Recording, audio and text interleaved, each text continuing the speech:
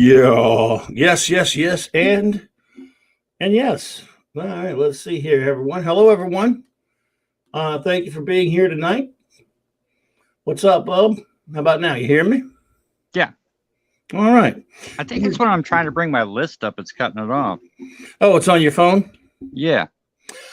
Gotcha. Well, if you'll just if you could, yep. Well, cut him off again. He will try it again, folks. No, maybe he could send his list to something. Huh. Well, that's weird. Look, everyone, Flash will be with me when he's able to get that sussed out. I want to thank you all for being here tonight. Clobberin Time. Well, actually, it's the new title, of course. Clobberin Times. I remember when he used to open up the show in the old days, he used to say, Clobberin Times, coming at you from the Baxter Building basement, which is secretly located on the Isle of Misfit Toys and solely owned and operated by the Kirby Commandos, over which I, Ben J. Grimm, the ever-loving brown-eyed thing, rule and command as your supreme commandant and absolute ruler. There you go. Hey, Just Joe 47. Buddy, it's good to see you, my friend. Thank you for popping in. This, of course, show is dedicated. Hopefully, Flash will be back. He's trying to get everything sussed out here. But you, sir, this show, for better or for worse, is dedicated to you. You and you. And I guess we have some other friends. Again, no one else has identified themselves in the chat, but I see that we have some people here. I just want to thank you all. Please say hello when you feel like it and everything. I now know because of Jobber, we are being heard. We don't have sound checkers and things like that in this biz like we used to have over at BTR. Well, when I had techs. But we a Polymes minion. I've been on a couple of Gary's member streams with you. My dear, thank you for popping in. I am so happy to see you. Welcome. We're going to get started as soon as Flash is able to get his technical issues worked out. And again, if any offense is caused by tonight's broadcast, it'll be Jobber's fault, Just Joe 47's fault. Because he's the one that wanted us to redo that. For those who don't know, while Flash is getting it put together. And I had a great time hanging out the other night, the past 2 nights. The other night with Mando Merck, and the night before that with the great Loki of Loki's Mornings of Mischief. And coming up this Saturday, by the way, Carlos and I will be doing another Legion of Superheroes spectacular show. Last Saturday night, my buddy Wes and I, we had a great time. Everyone really enjoyed seeing his comics, his Treasury Edition collections, and a lot of his comics and stuff. So we'll be having him back again soon, and a lot of other great topics, a lot of Star Trek, a lot of, there will be some Doctor Who coming up soon. Hopefully my good retro blasting buddy will be here. And as always, everyone, I would ask you, please, I have a lot of great new friends since I just started out here on YouTube. I started on YouTube here back in April, but I was on a platform called Blog Talk Radio, as Jobber knows, for 11 years and 700 episodes. That's why this is episode not really 49, but 749 of Clobberin Times. We were Clobberin Time back then, but over here we had to become Clobberin Times. Just an S, it's just a letter, it's fine. And a while back, I can't even remember the year, Jobber, Jobber came on here a while back and reminded us that he thought we should redo, because see, we do these 25 lists, Flash and I. And these top 25 lists that we do are, we list and usually it's our favorite something or other, our top 25 favorite something or other. And this, of course, is a bottom 25. I guess you could say our least favorite something, in this case, movies, because we've done our favorite movies, and we pretty much ran out of lists to do. We had a lot of fun doing them. And Jobber thought he would like to see us revise this because it's been such a long time. Zathras. When is Babylon 5? Well, when is Babylon 5? What, a show on Babylon 5? That's a good idea. I could do it by myself. I do love Babylon 5. I've re-binged it again within about a year or so. I would not be opposed to doing a Babylon 5 show. That is a good idea, Zathras, and I shall do that.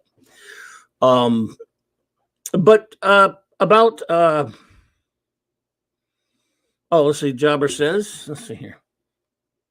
And thank you for being here, Zathras. When World Class Bullshitters did a commentary on Rob Zombie's Halloween 2007, I almost forgot how much I hated that low-class vulgar remake. Include both Zombies, Halloween movies, and most of my hated list. I hear you there. So I forget the exact year, maybe Job, or maybe you have a ballpark idea when it was. I didn't go back and check, but when we did our list before, this thing before that we're doing tonight, I mean, we didn't, it was, wow, my list is so much different. And my list is going to be so geeky. And Flash's list, I don't know what it is because we're going to be totally surprised. That's why I don't have any pictures loaded. We wouldn't be surprised by his list. It's going to be a lot. His going to be very obscure. So we're going to have a pretty good mix for you tonight. And what this list is all about, again, and I say this all the time, but movies like Manos, The Hands of Fate, or Plaid Line from Outer Space and things like that. They're low-hanging fruit, as I say. That, yeah, of course they're bad movies, but I don't hate them. I mean, I don't really care. Yeah, it was around 2013, I guess, Job. I hear you. Thanks, man. In other words, they don't make me angry or anything. If they're bad, but they're funny. In fact, sometimes they're even funny. So, but even a movie that I just think sucks is not necessarily what we're going for. Let's see if Flash is. Hey, man, did you get it worked out? I believe so. Can you hear me? Oh, yeah, I hear you. Yeah. Okay. I guess you could have sent your list to your messenger on, I think I got it. And I could have read it for you. So, okay, well, cool. Okay, we're good. Oh, excellent, man. Again, everyone, Flash, everyone. And Jobber's here, by the way, the man we dedicate the show to. So I was just giving him a little background before we get started. So what we're doing is, like I said, lost him again. He'll pop back in, folks. I'll keep vamping here. Not really vamping because I was gonna do this setup anyway. So again, just a bad movie's not enough. That's because you can go, wow, that was really a bad movie, but I wanted it to be something that meant something to us. So I went for an emotion. Yes, I know the word hate or hatred is volatile. It's a human emotion, though, and it's not really meant in a malicious way. But I mean, doesn't everyone? I don't know. Maybe not everyone, but don't most people have movies that they quote unquote hate? Who doesn't have movies they just think are just they're just garbage? Let's see here. And maybe him contacting me now. Let's see what is going on with the gentleman here. Let's see. Let me check if that's Flash giving me a report. Oh, okay. There you go. He gave me the list, so good. I can read it off for him. Okay, so he doesn't keep dropping. I got the list. All right, that's perfect. But all right, buddy. I got your list now. So yes, the surprise is over. Oh my God, his list is so different from what it was before, I think. Oh my God, dude. But so the point is, these are lists. These are not movies that are considered bad, always considered bad in the traditional sense. Some of them are, of course. But it's a personal thing. Hey man, I got your list. Hey man, we'll do it. Okay, cool. Yeah, well, since I'm an idiot. Well, aren't we both though? Well, that's what we're here. That's why we're here, man. But I got your list here. Let's see. All right. That'll get me started on the screen share here because we're going to do it all by screen share tonight since I don't have pictures ready or anything like that. Let's see. Well, I'll wait. So everyone, what we're going to do is wait, I didn't really finish. So basically, these are movies that we personally hate. Some of these movies are well liked enough. Yeah. Some of them aren't. Mine's a really geeky list. Your list is definitely more. I mean, it's more diverse. Mine's not diverse. You know me. I like superhero crap and science fiction stuff. You got a little bit more of a mix. But these are movies that are not necessarily on everybody's bad list. Some of them are. I'm looking at just glancing at his list. Yes, some of them are considered really bad, but it's not about that tonight. They're bad to us. Some of them, he could have some on his list that I think are good, and I know I have some on my list that he thinks are good. So that's part of what we're doing here. So this is a personal thing. So we're going to trigger people. These movies we friggin' can't stand. Yeah. Yeah. These are crap Yeah. to us. Mark with a C. You know, there's a difference too. When I was trying to make this list, like I would think of a movie, I'm like, I don't know if I really hate that as much as I think it's overrated. So Right. it didn't make it for that reason. Overrated is not necessarily hate. Like I can Right. like a movie, but I'm like, it's overrated. But I still like it, or it's overrated and I don't like it. But Yeah. these are ones that, they bring a venomous reaction in me for whatever reason. Absolutely, absolutely, and that's the way I'm about it too. I mean, these are movies that some of them, so I know people like. So some people are going to get triggered by it, and all we're saying is this: look, if you like it, Real hey, like Pussycat. put in the chat and tell us we're jackasses. That's okay. We are. So you won't be lying. And we're gonna. What we do is in our format here for the 25ers. And again, by the way, Jobber, this list, my list. I don't know how much you remember. Mine is so different, and Flash thinks his probably is too. I actually found my old one. I'm going, man, I don't know what I was thinking on some of that stuff because, I did that. There were movies I didn't like. Some of them, we'll talk about that later. We'll get rolling here. All right, we are going to get started, ladies and gentlemen, with our 25 most hated movies. Hated, not worst movies. They're worst to us. And as I always do, I always like to start with my distinguished guest. So, Flash. Now your list. You want me to read? I mean, you have it in front of you. You want me to tell you? I don't. You'll probably have to read it off because every time I keep going to it because I'm a complete illiterate moron when it comes to this. I keep dropping the call. All right, bro. Well, that's good. All right, then. So, everyone, number 25 for Flash is Armageddon. Armageddon. Now, when I name it, you just run with it. After I name your where movie. where do you start with this thing? This is Michael Bay at his best or worst, I guess, depending on which way you look at it. Sometimes I think this is about the best he can do, but this movie is so corny. It's so bad. It's got such junk science in it. Disposable characters. You run down the checklist. Oh, there's this guy, there's the fat jolly guy, there's the gruff guy, there's the guy who's going to die midway through, there's the guy who's going to sacrifice himself.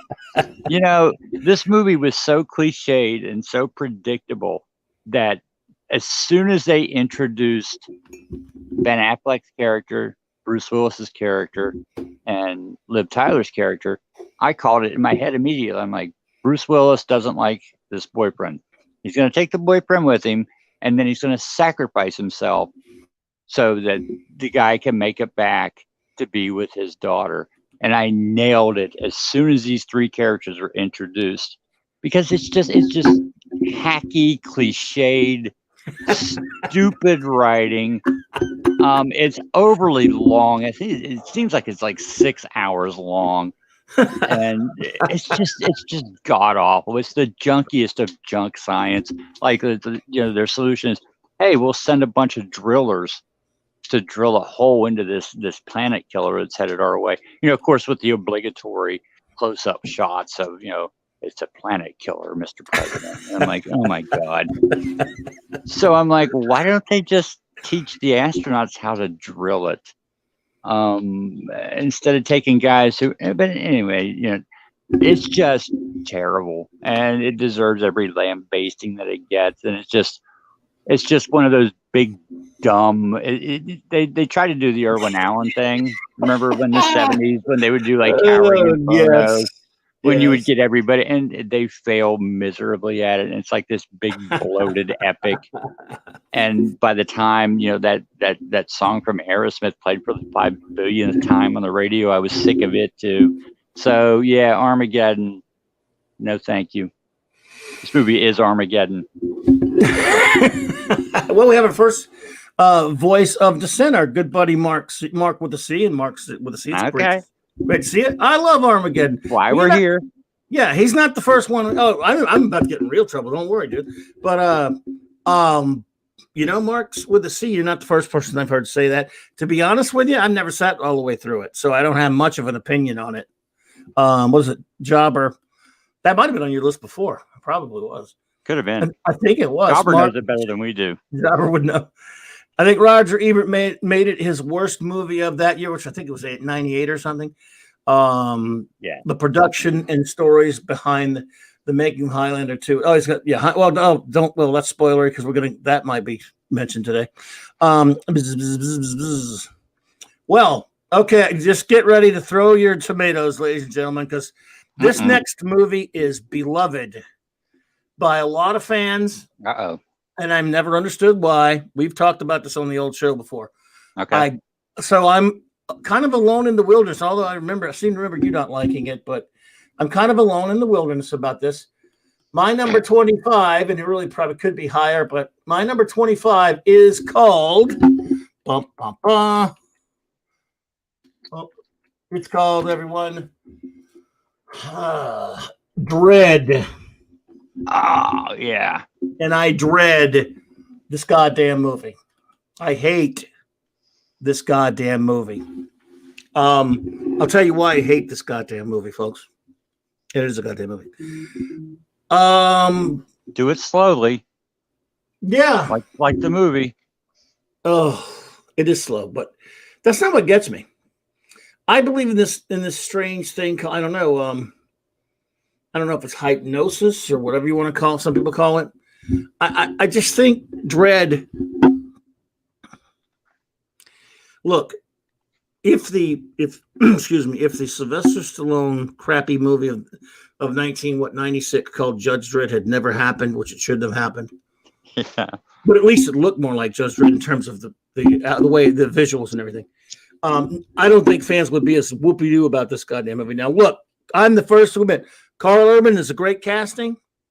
He looks cool. I mean, the helmet looks good for sure. I like him.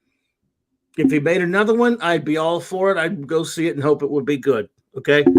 But this movie has no goddamn story. And they forget, first of all, if you're a Judge Dredd fan, and here's the thing. I guess if I'm not a Judge Dredd fan, maybe this is not such a stickler for me. That's why we're here, where these movies are emotional to us. I've been a fan of the Judge Dredd comic book for almost 40 years. And this movie has none of the satire from the comic book. None of it, none of the humor, because there's kind of what they call a black humor, a dark humor to Judge Dredd in the comic books. Judge Anderson's supposed to be a side judge, and this is just a judge, like a rookie judge or whatever the hell she is. And this is basically, once they get into their little block war bit, this thing has no story. It's just a blood and guts, bloody, gory, idiotic shoot 'em up with nothing. He's just running around shooting people with a bunch of shitty, gory, shots of like bullets ripping through human bodies and people falling and splattering all over the ground and shit. There's no substance to it whatsoever. And I know you say, well, it's a Judge Dredd movie. Should there be that much substance? No, there should be something, though. And the Stallone movie, for all the crappy it looks, they did get the visual look fairly decent of Mega City 1. This movie just looks like Dredd just looks like Detroit. His uniform, I'm sorry, it looks more like a Judge Dredd uniform than Urban's does, except the helmet. The Urban helmet, it's funny, Urban's helmet is perfect. I'm looking at it right now. Stallone's helmet sucks, but Stallone's, the rest of his body armor looks right. His Lawmaster looked okay. The Lawgiver kind of looked okay in the Stallone one. The Angel Gang, different things like that. It was the right type of story. They just added a bunch of silly, campy shit in it. And Sylvester Stallone should not have been allowed anywhere near it. So it's not a defense of the original film, but I do believe that fans thought that Camp Vest was such a piece of shit, they would have taken anything up the ass, including an abysmal subpar film because they got a good casting, granted, and they got no substance. That's me on Dredd. And I don't know if you have anything to say about it. I agree with you 100% about this movie. I actually forgot about it, or it would have made my list. Something would have been bumped for it. This movie's so terrible. It turns into, like you said, when it abandons its plot, it turns into a video game. It's basically, what do we do now? Side judge, and they're taking you through level. It's horrendous. That's the movie I remember. I said that I rented it out of Redbox. Oh yeah, I remember that. That's when Redbox was $1, and I wanted my $1 back. I was never so angry about spending $1 in my life. I'm like, I want my $1 back. And I Yeah. actually remember I fell asleep, and then when it ended, I didn't even care to like go back and finish what I missed. I'm just pissed. So yeah, no, I'm with you on that one 100%. And the thing is, dude, look, a lot of people whom I, by the way, whose opinions I still do very much respect, well, like our buddy Mark with the C, he says he likes it. And Joe, liked it. So, okay. I think I'm so close to the subject matter. I wasn't expecting perfection. But by the way, there were friends of mine, like when the day before this thing came out, oh, man, they got to see it like a day before me. Man, you're going to love it, man. They finally did a Judge Dredd. And, man, I walked out of that theater pissed off. My son was with me. He just thought, it wasn't that good. But he wasn't, like, angry like I was. You know what pissed me off the most about that movie? What? Do you remember the drug would cause everything to go into slow motion? Oh, God. And he throws her out the window, and it's slow motion within slow motion. And it takes her about an hour to fall. And I'm like, you got to be kidding me. Oh, so stupid. This movie sucks. Donkeys. But I hear a lot of people go off about it's the greatest thing. I mean, not just so, it's okay. It's pretty cool. Not like that. I hear people think just think it's just fantastic. Now they can think that, of course, sure. Hey, whatever, man. Personal opinion. Absolutely. What do I know? Because there's probably. By the way, none of these are in any particular order for me. Yeah. Until we get to number one. I think till we get towards the top of the list, I'm kind of the same way. I mean, but yeah. Let's see here. Your number 24 for Flash, ladies and gentlemen, is we'll enter here. Should have thought this through better. Should have got you just send me the list. I could have just done it. Yeah. Okay. Now, everyone, Flash's number 34 is a true turkey. Spider-Man 3. I'm not sure we're going to get any arguments here on this movie. What a mess this thing is. Oh my God, it's so bad. Now the first movie I enjoyed it was pretty good. They're not aging well, but back then I remember it was pretty decent. I didn't like a lot of some of the things they did, but it was okay. I thought Spider-Man 2 was an improvement. I'm like, I still like it. I still catch it from time to time if it's on. Sure. But then Spider-Man 3 comes along. And oh my God, this is too many cooks in the kitchen. There's so much going on in this movie. There's like 5 or 6 different storylines going on. It's just a complete and utter mess. And the symbiote, apparently when Peter Parker is taken over by the symbiote, he just turns into a douchebag. Yes. If I remember correctly, in the comic, the symbiote really didn't make him evil. That didn't come along until the animated series. The symbiote was just kind of like taking him out at night and kind of slowly taking over, but it never really made him evil. The cartoon took it that way, and the movie just kind of took it in a weird fucking direction to where, okay, well, I'll be emo. Now I'm evil. I'll put some eyeliner on, and I'll pull my hair down over my eye, and I'll do dance numbers, which is one of the most embarrassing scenes ever shot on film. And I don't know what the hell Sam Raimi was thinking. There's so many missed opportunities in this movie too. They bring in Gwen Stacy basically just to be somebody that he uses to make Mary Jane jealous, and that's the only reason she's in the movie. The character, I'm not even sure what Mary Jane is doing in here. Now, I thought to myself as I'm watching the movie, you set up this landlord's daughter, his landlord's daughter, who obviously was really infatuated with him. She really liked Peter. Yes, and I thought, she would have made a better movie if he used her. Yeah, to make Mary Jane jealous, and that would have really hurt her and would have shown what a real jackass he was. But oh my God, the movie's corny. It's boring. It's long. It's all over the place in tone. It's got some really serious tone issues. It wants to be dark, but it wants to be funny at the same time too. But the problem is, it's not funny. It's just embarrassing. So yeah, Spider-Man 3. Yeah, thank God they killed that franchise after this and moved on, because I don't think I would have wanted to see where Spider-Man 4 went. So Spider-Man 3, yeah, you can suck it. Well, I reserve judgment comment because we just may hear from it again. I just feel it. I have a the strange feeling we may hear from it again. Smart Steve, thanks for popping in, my friend. You know, I'm going to address that. Smart Steve said, "Oh, Sandman was great." I do think he was great in a bad movie. I mean, you know, but and by the way, we all know it wasn't all Raimi's fault, like you guys. No. This was studio screwed this movie up. But the yes. cardinal sin of that movie is also boredom. This is a non-origin Spider-Man movie. It's half an hour before he appears. It's a half an hour. I clocked it. Wow. Yes, because he has that fight with Harry as Peter. The movie sucks, though. Yeah, it sucks. No argument there, man. My number, what are we? 24, right? My number 24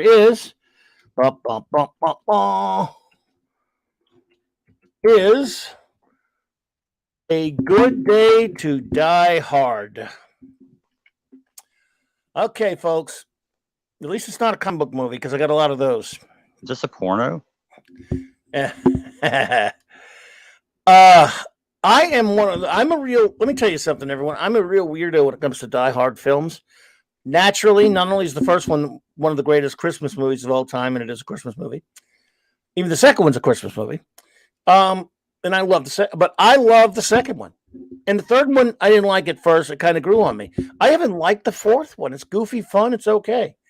So I'm that kind of guy. I have a friend of mine. You all know him. His name is Minimus, a.k.a. Claude.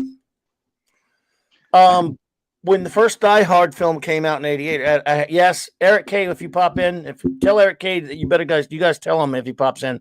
I owned a comic book shop, and it was my birthday, and they wanted to get me out of there so they could have a stupid surprise party. And I was a big fan of moonlighting, everyone. And I didn't think Bruce Willis should be playing a cop with a big shoot 'em up in a movie. And I kept seeing the commercials, and I was like, Die Hard, I don't want to see that. But he dragged me to see it because he'd seen it, and he really liked it. And, of course, I fell in love with it. I loved it. We saw it together. Since then, we saw every single Die Hard movie together on the first night, just about, I think it was. We tried, I think everyone. And so as skeptical as I was about this, there's no way I was not going to go see it. There's something to like in all the Die Hard films, in my opinion. Not in this one. I said all the Die Hard films, because this garbage is completely devoid of any character, any humor. I mean, well, it's not funny. I mean, and Bruce Willis, John McClane does some funny thing. It's kind of funny, or his humor's there. It's about him and his idiot son. They could not get anyone worse than Jai White to play his stupid son. It's just here's the biggest part. Look, each Die Hard film, you can't top Hans Gruber. Nevertheless, they had a pretty good baddie in Die Hard 2. Hans Gruber's brother, Jeremy Irons, in Die Hard with a Vengeance, a good villain. I even thought Timothy Olyphant was a pretty good villain in Live Free or Die Hard. I defy you to name the villain in this goddamn movie. He and his daughter, some Russian dude and his daughter, they're non-existent. I don't know what are you thinking, guys? I mean, it's a pretty decent concept. Him and Bruce Willis and his son maybe teaming up if you get a good actor for the son, but you have to have a story, and you have to have a good villain for a Die Hard piece. And it's just a piece of garbage. I have not watched it since, and that's going to be a theme here tonight. A lot of these movies, I know I hate them, but some of them I watched them the one time, and I can't think of too many I ever went and watched back again. Yeah, not many. Not this one. And I've even of late wanted to go, some of these movies on my list, maybe I should go watch them again. Screw them. Not getting me again. Nah, I don't have this one. If I got it in the set or something, and maybe I would watch it again. I just, would I feel differently? I don't know. This thing was terrible. Obviously, it's on this list. It was terrible. I've never seen it. I don't blame you, man. Jabber's going to like this one. Uh-oh. All right, everybody. Number 23 for Flash. Are you ready, Flash? Let me pull that one up. Yeah, I'm trying to remember what it is. Well, I'll get to surprise you with your own list. Okay. This will be Number fun. 23 for Flash is there we go. Is Rob Zombie's Halloween. Oh boy. Where do I start? Where do I start? This was probably on your list before. Yeah, I'm pretty sure it was. I guess I love the original Halloween so much. I love it. It's one of my all-time favorite movies. It's definitely in my top 10. And when they announced that they were remaking it, I'm like, let's see where it goes. Let's see where this goes. I'll keep an open mind. And then they announced that Rob Zombie was directing, and I'm like, okay, maybe he's not, the world's greatest director, but he's made a couple of horror movies that I kind of enjoy, which is House of a Thousand Corpses and The Devil's Rejects. I'm like, okay, well, he's not afraid to shy away from a horror aspect. Let's see where it goes. Little did I know that he was going to turn it into, I'm going to gather as many as my cronies that I work with consistently on every project, like he's, fucking Christopher Nolan or something. And I'm going to grab everybody I can think of that's been with me, and I'm just going to fill this movie with characters who are, for lack of a better term, white trash.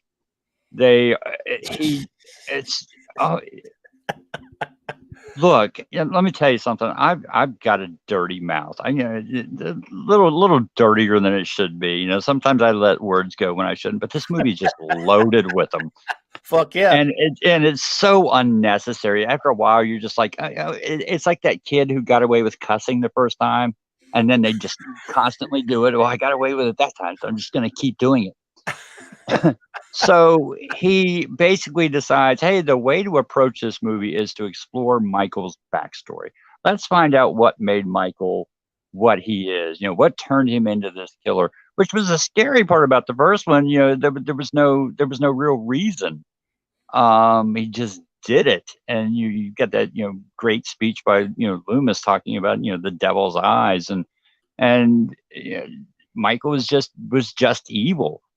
But here they've got to go into abuse and his mother's a stripper, and his stepfather's a lecherous drunk, and oh, by the way, I've got to stick my wife in here because that's double the money. It's double paycheck for the zombie house if I stick my wife in here, who can't act her way out of a paper bag.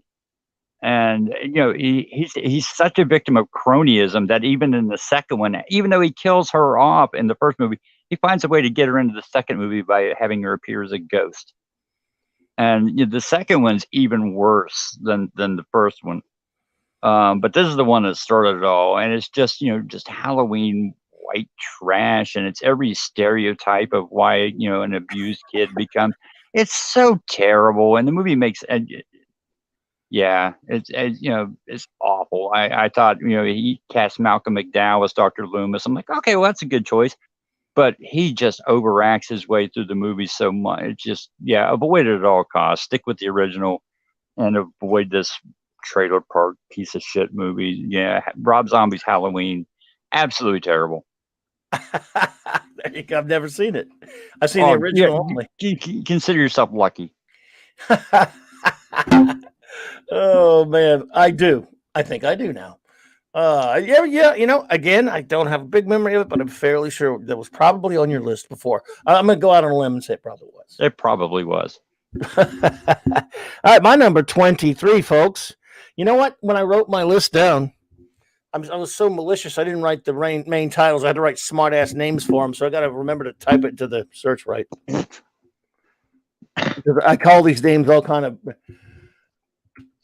Yeah, but you come up with some good ones. Oh, thanks. My number 23 is that piece of crap Avatar, as I call it, Avatared.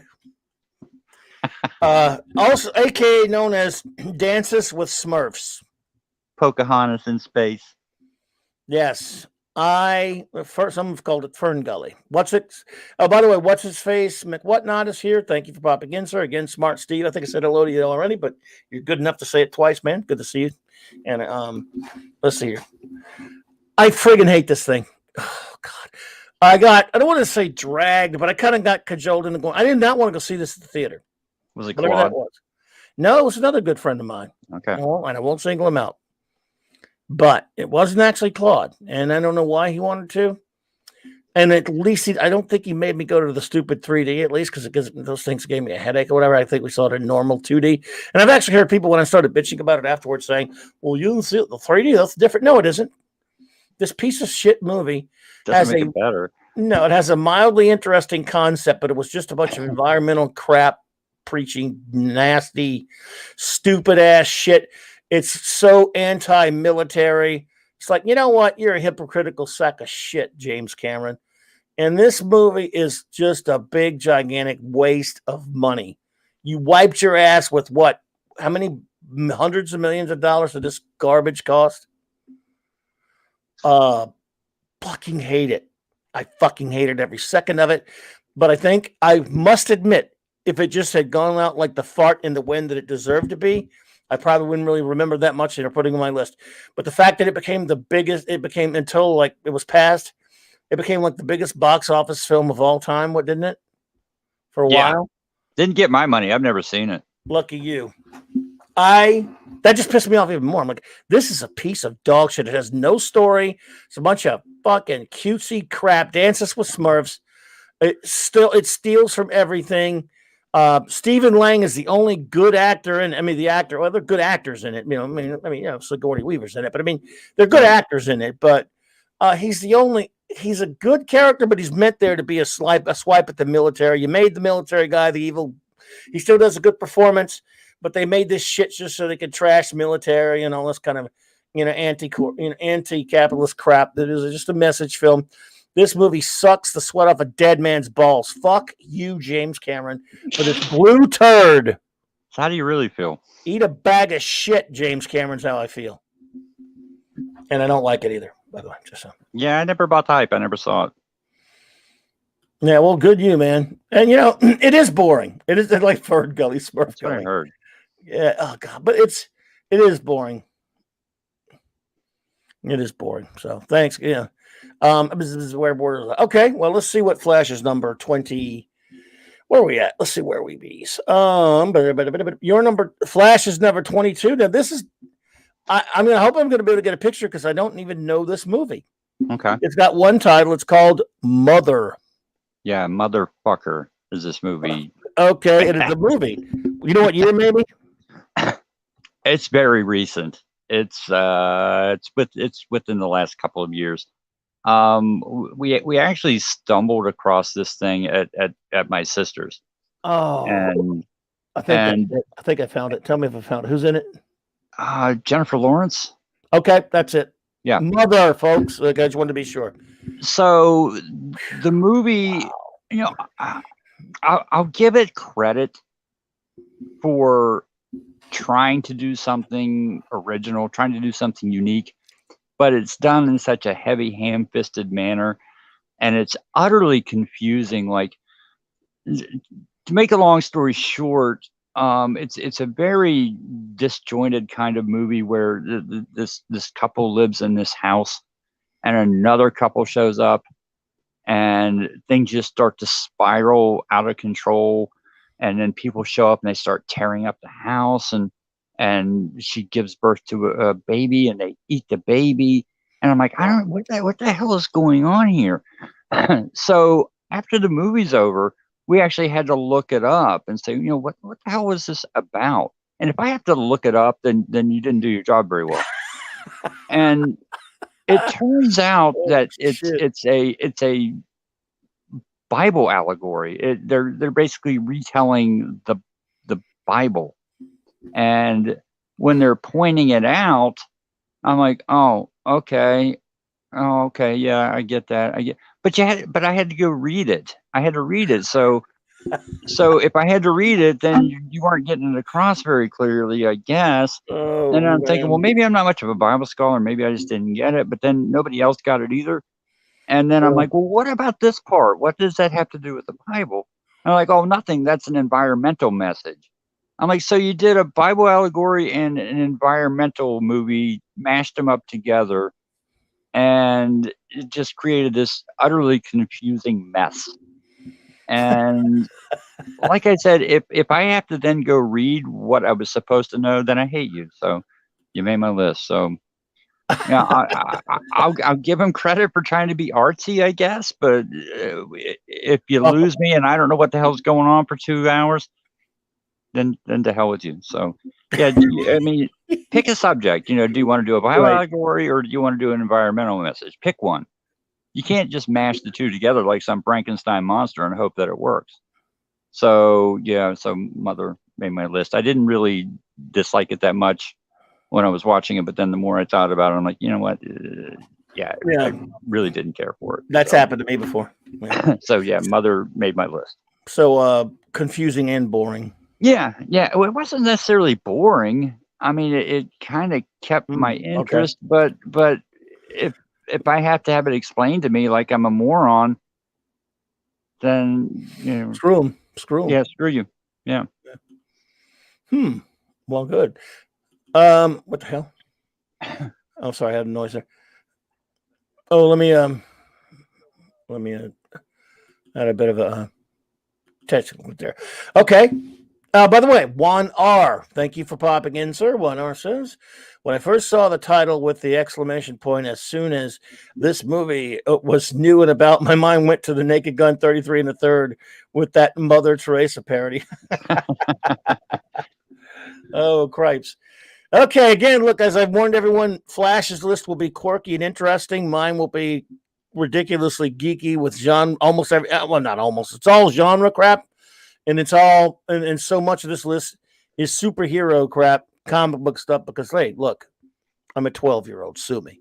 So my number 22 is, all right, it is bump. Nope. It is, no, I'll just say it. It is, because I'm trying to type it in. I'm going over my mic and missing stuff. Daredevil. But I don't want to get it confused with the really good. So let's make sure I put Ben Affleck's stupid name on there so we show his stupid Daredevil. There you go. All right. There we go. Daredevil, folks. Not to be confused with the great, even though they got some pictures of Charlie Cox there. Just, let's just make sure, because we don't want to, I don't want to insult the great Netflix show. Well, he's trending now. Is he? Yeah. All right, well, let's see here. No, we'll just do it that way then. All right. So that jackass right there. Daredevil 2013. Now, I've heard all of the excuses. About people saying stuff like, yeah, but the director's cut, if you watch that, it's really a pretty good movie. God bless you. But I went to the theater to see it first night, like a dumbass. It's my fault, by the way. No one else's fault. With a couple of friends. And I hated it so much then, I never want to see it again. I don't want to see a goddamn director's cut. Look, it's my own fault for going to see this crap. This movie is fucking garbage. Piece of dog crap. A piece of... Look, even I will admit, as much as I can't stand the DCEU, no spoiler there, he did turn out to play the part of Batman well. He's fine casting for that. He's a dumb casting for this movie, but even that's not really all his fault. It's just he's terrible. But the whole movie, it has no goddamn story. They did rip some of Miller's stuff for it. He has a goddamn Daredevil cave in a church or some shit. You saw it, I guess, right? Yeah, I don't like or dislike it, you know what I mean? It's just kind of there. Yeah, I understand. I hate it enough for both of us. Okay. Michael Clark Duncan, rest his soul, was a fine actor. I don't know what they were thinking, putting him as Kingpin. Colin, was it Farrell? Yeah. Colin Farrell as Bullseye. Horrible casting. Yeah, he's a good actor and all that kind of stuff. He looked terrible. All the crap with Elektra's doll is just a dumbass camp fest. This movie just has nothing for Daredevil. A lot of people don't know. A lot of people just think of Daredevil as Frank Miller's, what he did with it in the late 70s and early 80s, and he took Daredevil down that kind of darker path, which was a great comic. He did a great thing. The first 16 years of his existence, he was a little bit more of a lighthearted, happy-go-lucky type of a hero type. This didn't capture either one of those. It was like some strange, hybrid of the two. They didn't know what they wanted to be that, and not because it was kind of campy, and yet at the same time, they didn't really capture any of what Miller's done. I mean, they did so much Miller on the Netflix show, and Ben Affleck is just he looks ridiculous in his stupid costume. It just sucks, donkey dongs. I'm sorry. I'm not saying I disbelieve any of you people who tell me that I need to watch or that the director's cut is good or whatever, or an improvement. I believe you, because you can't do anything but improve on the crap I saw. And so, fuck this movie. Yeah, there's a lot of worse stuff out there, but I can't stand it. That movie was part of the time in comic book movies where you could put the hero in a costume, but not the villain. Yes, well, that would be silly. That would be silly. That's silly. Absolutely. Why would you wear a costume? Well, he even says in the movie, "I want a bloody costume." Yeah. They turn it into a joke. Yeah. Yeah, I wanted you to have a bloody costume too, because you're supposed to have a goddamn costume. Yeah, I thought that was weird, but that's the way the comic book movies were back then. They were embarrassed about the costumes. Yep. Yeah, which was weird. Well, everyone, we're ready for Flashes number 21, and we will pull that up here. Number 21 for Flash, folks. Let's see. Boy, do you remember what it is? I get to surprise you with your own list. Okay, this is fun. I think this was on there last time as well. Let's see. All right. Land of the Lost, the garbage movie, Marshall, Will, and Holly. Land of the Lost, ladies and gentlemen, number 21 for Flash. Yuck. I might ruffle some feathers out there with this, but there are a few people on the planet that I find as unfunny as Will Ferrell. I don't get him. I don't get the Will Ferrell thing. But that's beside the point. You take a television show, which it was a kid show. It was a kid show, but it was fun. But it was fun. It was goofy and it was fun. And when you were a kid, it was the greatest thing ever. Sure. And they at least attempted to do some true science fiction stories. They had a lot of Star Trek alumni write the scripts. There was a big mythology, in the show. That's right. About parallel worlds and time, and it was pretty heady stuff. I mean, go back and watch some of them. Despite its green screen flaws and every other flaw that it has. I mean, they were attempting to do some real science fiction on that show. And some pretty heady stuff is jammed in there.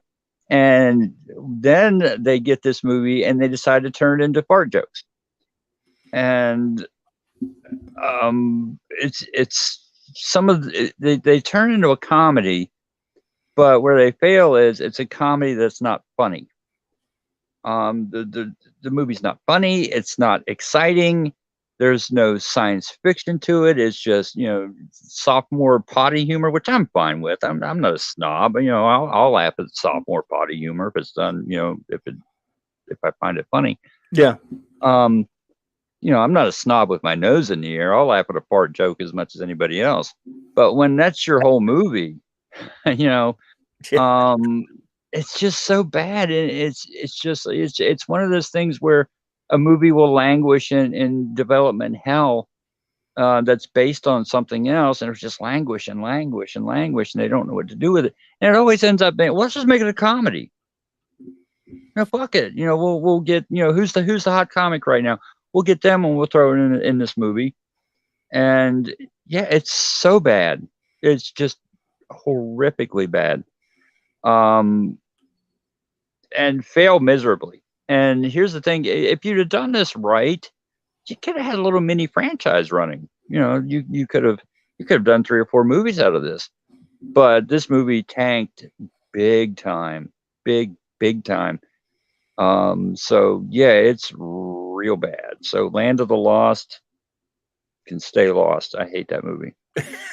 Yeah, I don't know if I saw all of it. I think it was on cable at some point. I saw parts of it. It was fucking horrible. Oh, it's What a piece of horrendous. crack. Piece of damn It's crap. horrendous. Oh, Mark C, good to see you, my friend. Thank you for popping in, buddy. Go ahead. Wesley Yore was talking about it, and he was like, he went to the premiere, and he's like, and as the movie went on, I just slid down in my seat a little bit more, and a little bit more, and a little bit more. He was like, I was embarrassed to be there. So yeah, that's how bad it is. Oh my God, what a damn shame, because it is a fun, endearing old show. Yeah, it could have been good. It could have been good. Mark treated it like some real science fiction, and updated the effects. Didn't they actually call somebody Marshall, Will, and Holly in that? Yeah, Marshall, Will, and Holly. Yeah. Yeah, they called somebody by that name. Everyone knows the song opens up, for Planet Lost, Marshall, Will, and Holly. And they named a fucking character Marshall, Will, and Holly. Fuck you. And they do this weird thing where they change the characters so much, where like those aren't even his kids. Will and Holly aren't even his kids. And it's like, okay, well, if you want to steer away from that direction, whatever. But it's just, they turn Will into some kind of sleazy, dirtbag. Yeah, it's horrendous. Will Ferrell's a friggin' idiot, man. Jesus I hate Will Ferrell. I don't get I'm it. not a fan either. I'm one of look, there are more of us out there than you know, because I never could stand him. Don't get him. People like him. I don't. Never did. All right. My number 21 is dedicated to the guy that this whole show is dedicated to. So I hope you're still out there, Jobber. This one's for you, babe, because I think you mentioned it earlier. I'm pretty sure. Let me pull this one up here.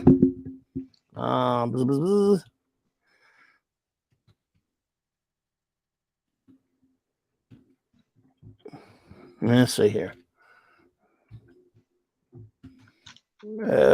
Make sure it takes forever to get this one up. I think I got it. Let's see if we can find it here. Yes, Transformers 2: Revenge of the Fallen. Oh, you're specific about this. You might wonder why I possibly would ever seen this piece of crap.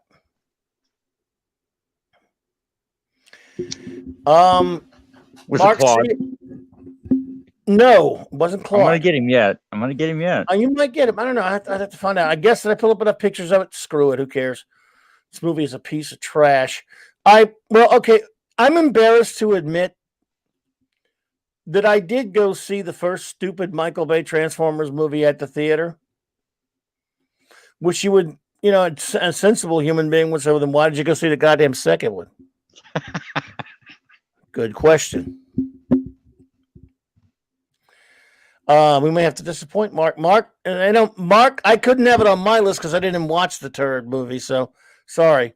He says, please tell me what if you have Disney's Lone Ranger on their list. I didn't watch it, so I can't put it on there. But I don't know if I know Flash saw it, but I don't think it's on his list. I didn't look. I saw it. I actually enjoyed it. Oh, there you go. You one day we can have you both on here and you can beat each other up over it. I actually enjoyed it. Well, you know what I didn't enjoy? What? Fucking Transformers Revenge of the Fallen? Revenge of the fucking Falling. Look, I don't know why I went. I think I was bored. I didn't like the first one that much or anything. I just didn't hate it. I know people like beat up on Michael Bay. I just didn't care. I watched it. I thought the first one, for a while there was the novelty of seeing the big giant robots bash each other up. But I don't know, toward the end, it kind of got okay. The 15 minute time a robot just fell into a building, I started getting a headache. While you're looking up at it from ankle length, by the way. Say again? While you're looking at the robot from the ankle point of view. Oh, yeah. So I don't have a good excuse for you. I don't know why I went to see this piece of shit. But it was the last one I went to see. Let me tell you that much. And I don't know why I didn't walk out. This fucking movie. Look, if you're into this thing, then you should be even more pissed because was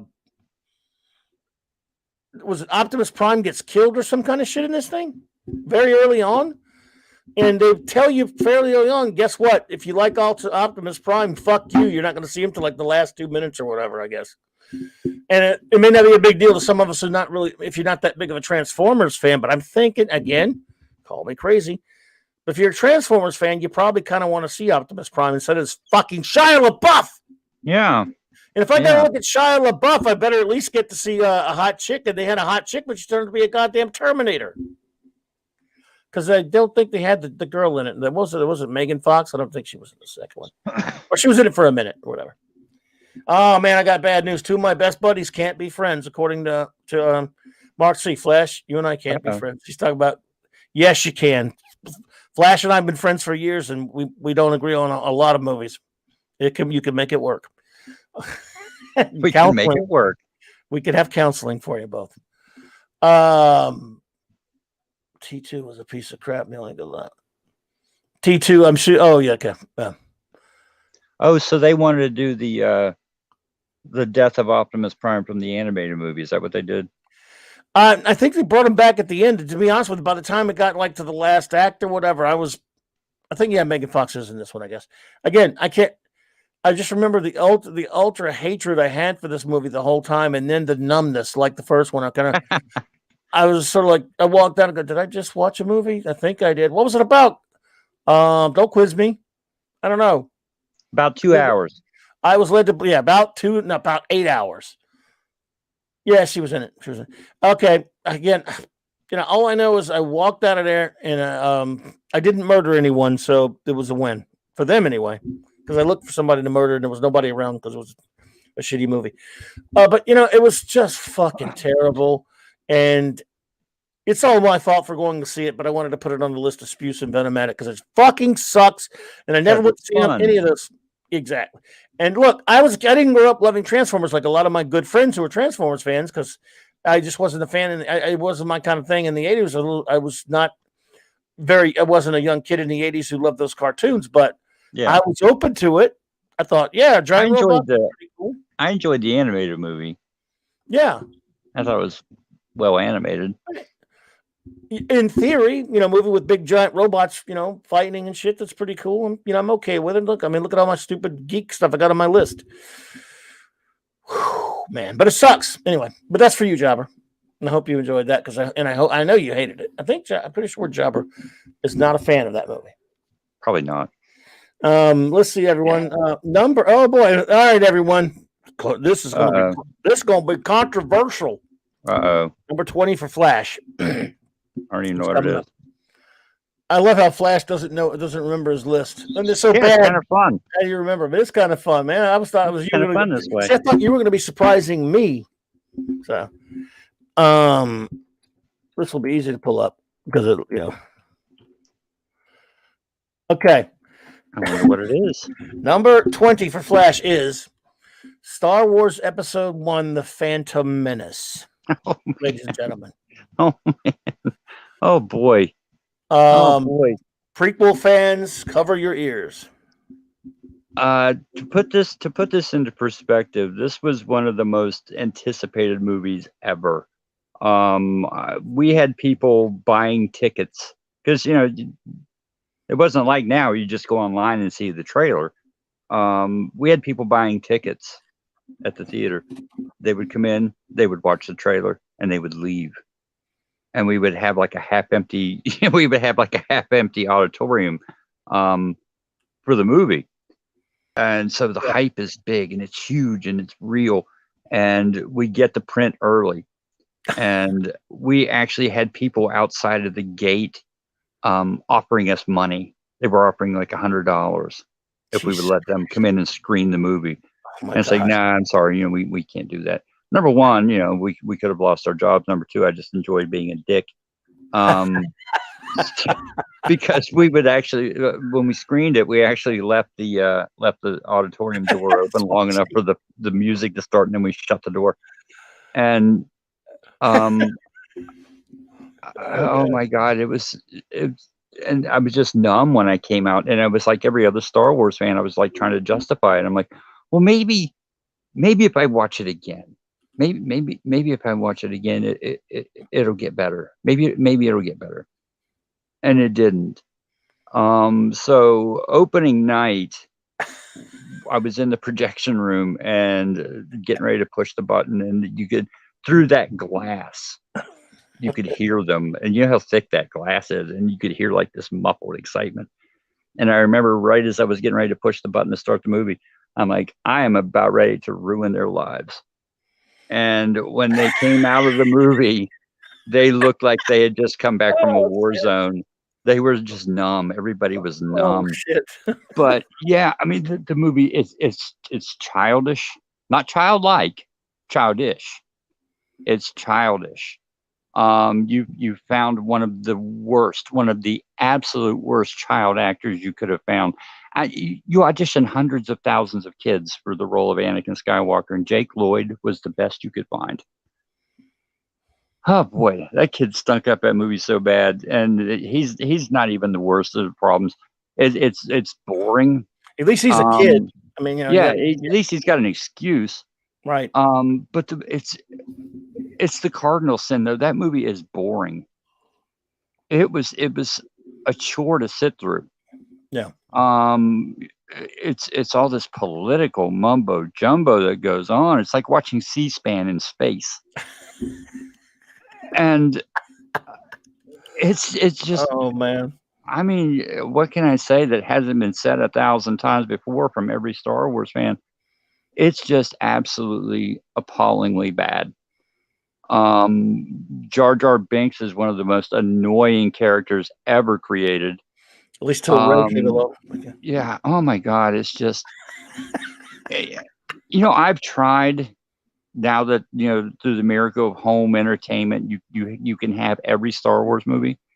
And I have actually tried to watch them all in sequence. I can't make it. I can't do it. I can't make it through it. I just have to pretend I did it.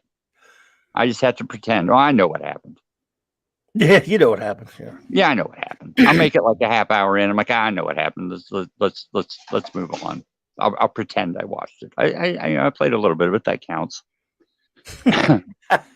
But it's yeah. You know, by the way, folks, I'm laughing. Incredibly bad. This is hilarious. I don't hate it like he does. I like a lot of things in it, but I don't defend it that much either because there are a lot of really terrible things in it. Midichlorians is one of the most annoying, stupid shit things ever done. I fucking hate it. Yeah, so now, Holy you know, shit. yeah. If you don't have the right blood type, you can't be a Jedi. Yeah, Jake Lloyd. Yeah, Natalie Portman just bonered it in through the whole movie. But I do like, I really do like Qui-Gon Jinn and young Obi-Wan. I like the lightsaber battle and stuff like that. But I'm not defending the movie. I mean, I got a lot of people hate it. I mean, I hear you. Besides, that was hilarious. I can't. I've tried. Some people like the prequels and some don't. But I mean, the thing is, I'm sorry, I really do. I never really hated them that much, and they became strangely better to me after the horrible sequel trilogy. But I will more on that later. I will have to say, it was the movie in all the movies I've seen, and I'm being utterly sincere in this. It's the movie that disappointed me the most. Out of everything I've seen, it's the movie that disappointed me the most. That mitigate. Look, when something disappoints you that bad, it's going to make hatred. Yeah, it really thoroughly disappointed me. Yeah, well, I understand that. I understand that, bud, for sure. That was of what was that? That was okay. Well, now we're ready for my number 20, unless you got more. Nope. Okay, number 20 for me, my friends. Okay, man. Spectre, starring Daniel Craig, or whatever his dumb name is. Okay. I happen to be a gigantic, if that's now a new word, James Bond. I like it. Gigantic. I'm a gigantic James Bond freak. Big fan of James Bond. Not a fan of this current iteration that what's been going on the past few years. And this goddamn movie here, I have a lot to say about all of what they're doing now, of course. And for the first time since 1973, I will not be going to a movie theater if they ever do open up No Time to Give a Shit. This goddamn thing here, we're supposed to just gleefully. It's boring, by the way. You talk about the Cardinals in this fucking movie's boring, but we're supposed to accept that Blofeld, Bond's longtime villain, and is his fucking stepbrother. Oh, Jesus Christ. I'm not kidding you not. If you hadn't seen this movie, spoiler alert, who cares? Spoiler, it sucks donkeys. And it does something that kind of started with, because look, I like Casino Royale, and may as well had a guy named James Jones in it, or Jason Bourne. It's not much really of a Bond film, and after that, to me, it got bad. More on that later. But this goddamn movie here, you got the fourth. This is his fourth film, Daniel Craig's fourth film, and we're still talking about his personal life and his origin. He's had 4 fucking movies. Before that, he had 20-something goddamn movies, and we barely knew anything about his personal life. But because we live in the me time and the selfish time of this crazy narcissistic world we live in now, somehow everything's got to be about me, including James Bond. It's got to be about all of his goddamn feelings and his life and all this horse shit and his stupid soap opera life. This piece of shit. I almost walked out of the fucking theater. This movie's bad. And it's not even the worst, because we're going to get to another bad one that Daniel Craig did. And it's, look, I say a lot of things that, I don't want to blow too much, but if they're ever going to make another James Bond film again, and it's not going to be Me Too and female 007 or anything like that, let him go and find somebody like Henry Cavill, who's perfect for the role, and go back to being fun spy romps and being what James Bond is supposed to be. This movie is a piece of garbage, and it's still his second worst James Bond movie. We'll get to his first worst later. Fuck this piece of shit. He never acts like James Bond in any of these movies. He's just some kind of snarling, whiny, mopey bitch. There's no charm, no James Bond charm or wit to these movies at all. Fuck Spectre. I don't think I've seen it. Actually, no. I know I haven't. Lucky. It is the kind of movie you would go, did I see that or not? Because you could have seen it and not even remembered. Right. Unless it pissed you off like I did. And it did that. And it is anyway. Well, that's what this list is about, folks. And if you think I'm getting hateful now, by the way, you ain't seen nothing yet. You ain't seen nothing yet. Was it?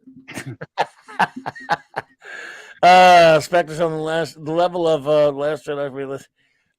Juan R. That could be. You never know. We might hear from that movie again. All right. Well, let's see. I get to surprise Flash once more. Surprise me. Flash is number 19, folks. Grab bag. Let me see here. I'm going to enter it in. Isn't this exciting, folks? You love it, and you know it. Here we go. I'm on the edge of my seat.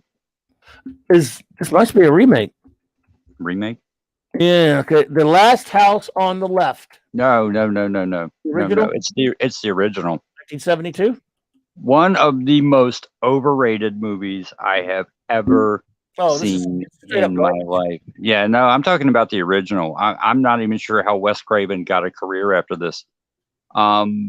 This movie it's so amateurish. The acting is horrendous. It's I don't get this movie. I really don't. It's one of those legendary horror movies, right up there with, it's infamous. It's right up there with Texas Chainsaw and The Exorcist, and it always makes everybody's list for the best horror movies ever made. It's horrible. It's absolutely fucking horrible. I mean, this is not even soap opera level acting. This is bad. This is Disney Channel acting, and this is a major movie. I've seen people act better on Teen Nick or the Disney Channel. The acting's horrendous, and I'm not opposed to violence at all. I was a big fan of the slasher movies in the 80s, and those are violent. But when you cross the line, and it's not violence anymore, and it's just it's murder porn. You know what I mean? When you take it too far in a sadistic way, You know what I mean? I can't stand that. It's one thing to portray something realistically. Yeah, I can't stand that kind of movie. You know, maybe it's a war movie or you know, or something. Yeah. And movies have, you know, there's some movies that works for, but there's I don't know, there's almost a perversion to it. And even the Legend of Boggy Creek is better, he said. Go ahead. Yeah. There's almost a sick perversion to it.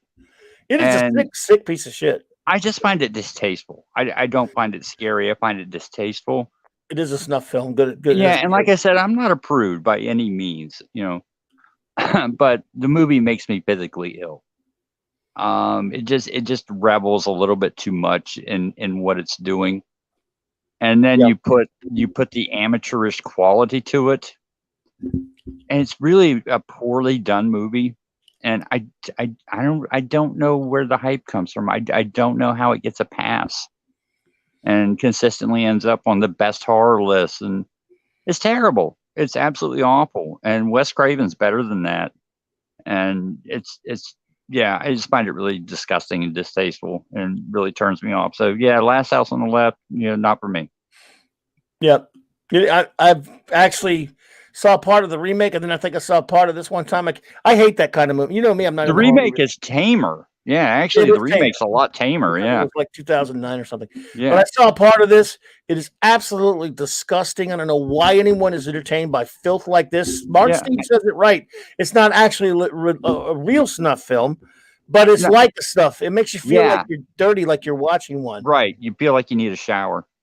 And it even makes the joke. Yes, it's even worse than The Legend of Boggy Creek, and I saw that at the theater as a kid. It wasn't my fault though. I was a kid. I love it. I gotta tell you, I love it. I know it's amateur. I remember you talking about that. I love that movie. I don't care. I don't care. I mean, I don't care what people say. I love it. I have fond memories of that movie. I have really deep childhood ties with that movie, and I love it. I still love it. It traumatized me, man. When we were riding, we rode through Boggy Creek a couple of times throughout in Arkansas, right? Because we're not that far from it, man. Yeah, I love it. I love that movie so much.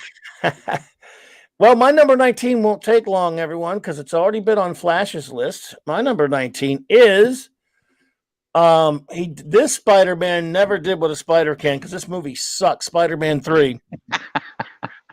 Wow, it's I don't know why putting they got this is they came up with that new stupid. They're calling that new stupid ass thing. Marvel MCU's doing Spider-Man 3.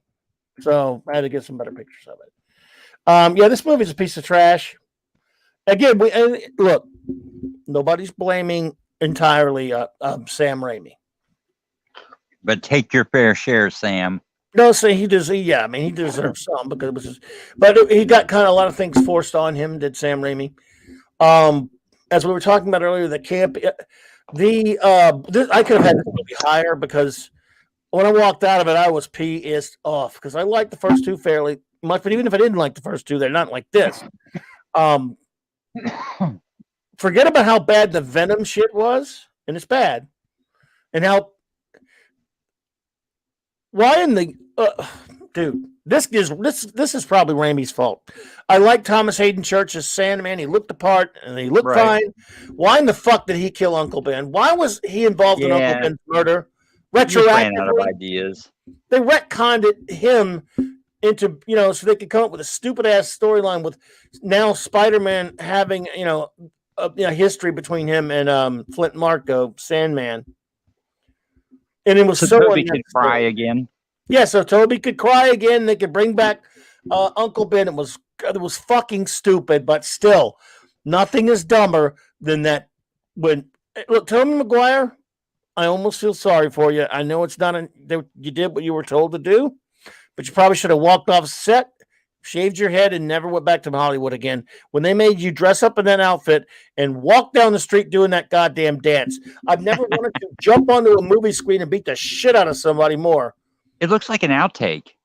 It does. It looks like Toby goofing around on set. It does. That scene, him dancing and all that shit. Oh God, damn it, man! It's bad. It's the biggest cringy ass thing I've seen in a long. I mean, still, I'm not sure it's ever been. Have you ever watched somebody and be embarrassed for them? I was embarrassed for him. Where you look away, you're like, oh, I don't want to see it. Yeah, that's the way I was. I was embarrassed for him. Then you had that stupid shit where, let's see, Harry, who's going behind the scenes manipulating things, he scares Mary Jane into dumping Peter. Yeah. By threatening to kill him. Now she knows he's Spider-Man at this point. Yeah, why didn't she just tell him? Why don't she go, look, well, you know what? He's Spider-Man. He will whip your ass, so I don't care. No, she dumped him to save his life. I was like, wait a minute, wait. That makes no sense. You know he's Spider-Man.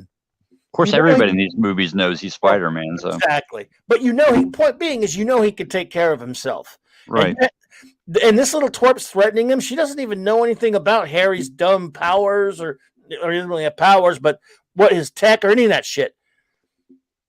She wasn't like, yeah, it's sort of like saying walking up. Then the movie would be over. Of course.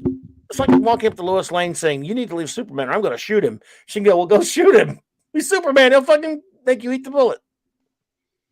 Fucking movie sucks. Anyway. All right. Are you ready to be surprised again? Yeah, it's like Christmas. Let's see. I'll be like, oh, I already got that. Oh man, Flash is number 18. Vote number 18 for Flash, everyone. Let's see here. All righty then. Let me write this in. This one, I think our good buddy Mark C is going to like this. Oh, okay. I'm not gonna come up so quick. I mean, they predicted it. Return of the Swamp Thing, ladies and gentlemen. Oh my God! Wow, wow. I love Swamp Thing. You know this. I'm a big Swamp Thing fan. I love Swamp Thing, especially the early rights and stuff. Just adore that character. And the movie, the one in '82 comes out. I liked it. I really enjoyed it. For what it was.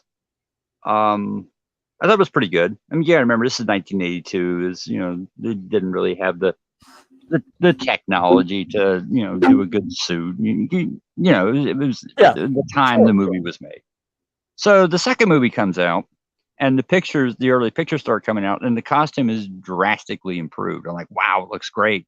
He looks really good there. He looks like like the Beset Swamp Thing, and I like it. Looks good.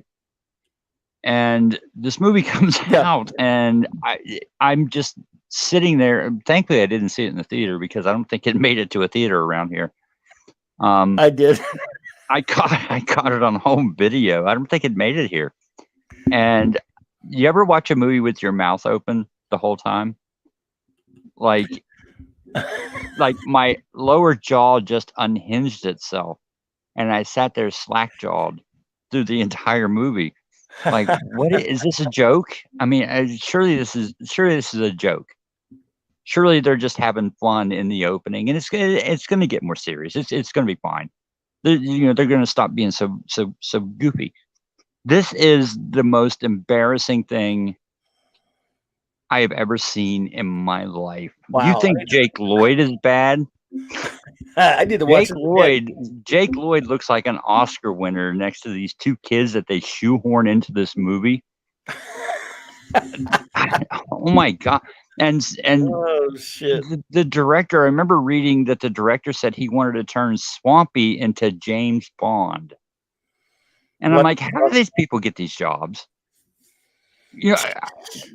If I'm laying down money on this movie, it's my money that I'm investing to make another Swamp Thing, and the director comes in and says, I want to turn Swampy into James Bond. Get out of my office. Turn around and leave. But no, they went with it. And it is the campiest of camp.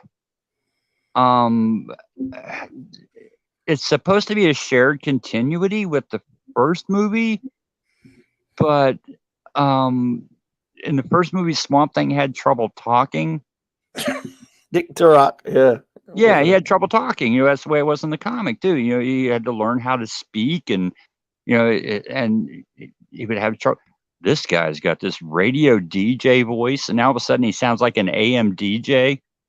who's like, "Hey, here's a song going out to all the hot ladies in the swamp," and I'm like, "What the fuck is this thing?" It's Oh just God. like it was a movie made by idiots for idiots. And because I love Swamp Thing so much, I was never so mad in my life. However, not only was I mad, like I said, I sat there with my jaw just hanging open because I could not believe what I was watching. It's just on a scale from 1 to 10 being bad, this one goes to 11. So yeah, the Return of Swamp Thing, what a piece of shit. Oh, but you know what, Mark? See, I'd forgotten. I believe you did have this. We did a show a couple weeks back or a while back where we basically movies so bad that we love them type thing, and he, Yeah. pleasure type stuff, and he had a whole list of stuff. I only had a couple, and I do believe this was one of them. He likes that movie, but he Oh, hates. He knows it's bad though. yeah. The two kids are the worst actors ever. Wow. Oh, Wow. We just got through talking about Jake Lloyd, and you're saying that? Jesus God, man. yeah. I need to watch that again now. No, you I don't want don't. William to stop William Shatner hitting on her. Oh shit.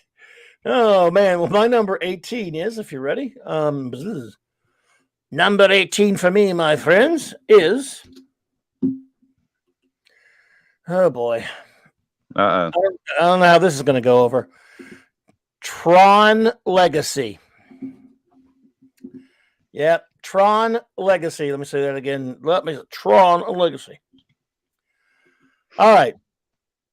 Picture, if you will, a young lad of, 18 or so in 1982, who, outside of Star Trek II, The Wrath of Khan, was obsessed with one other film. The only film I saw more than Tron in 1982 was Star Trek II, The Wrath of Khan.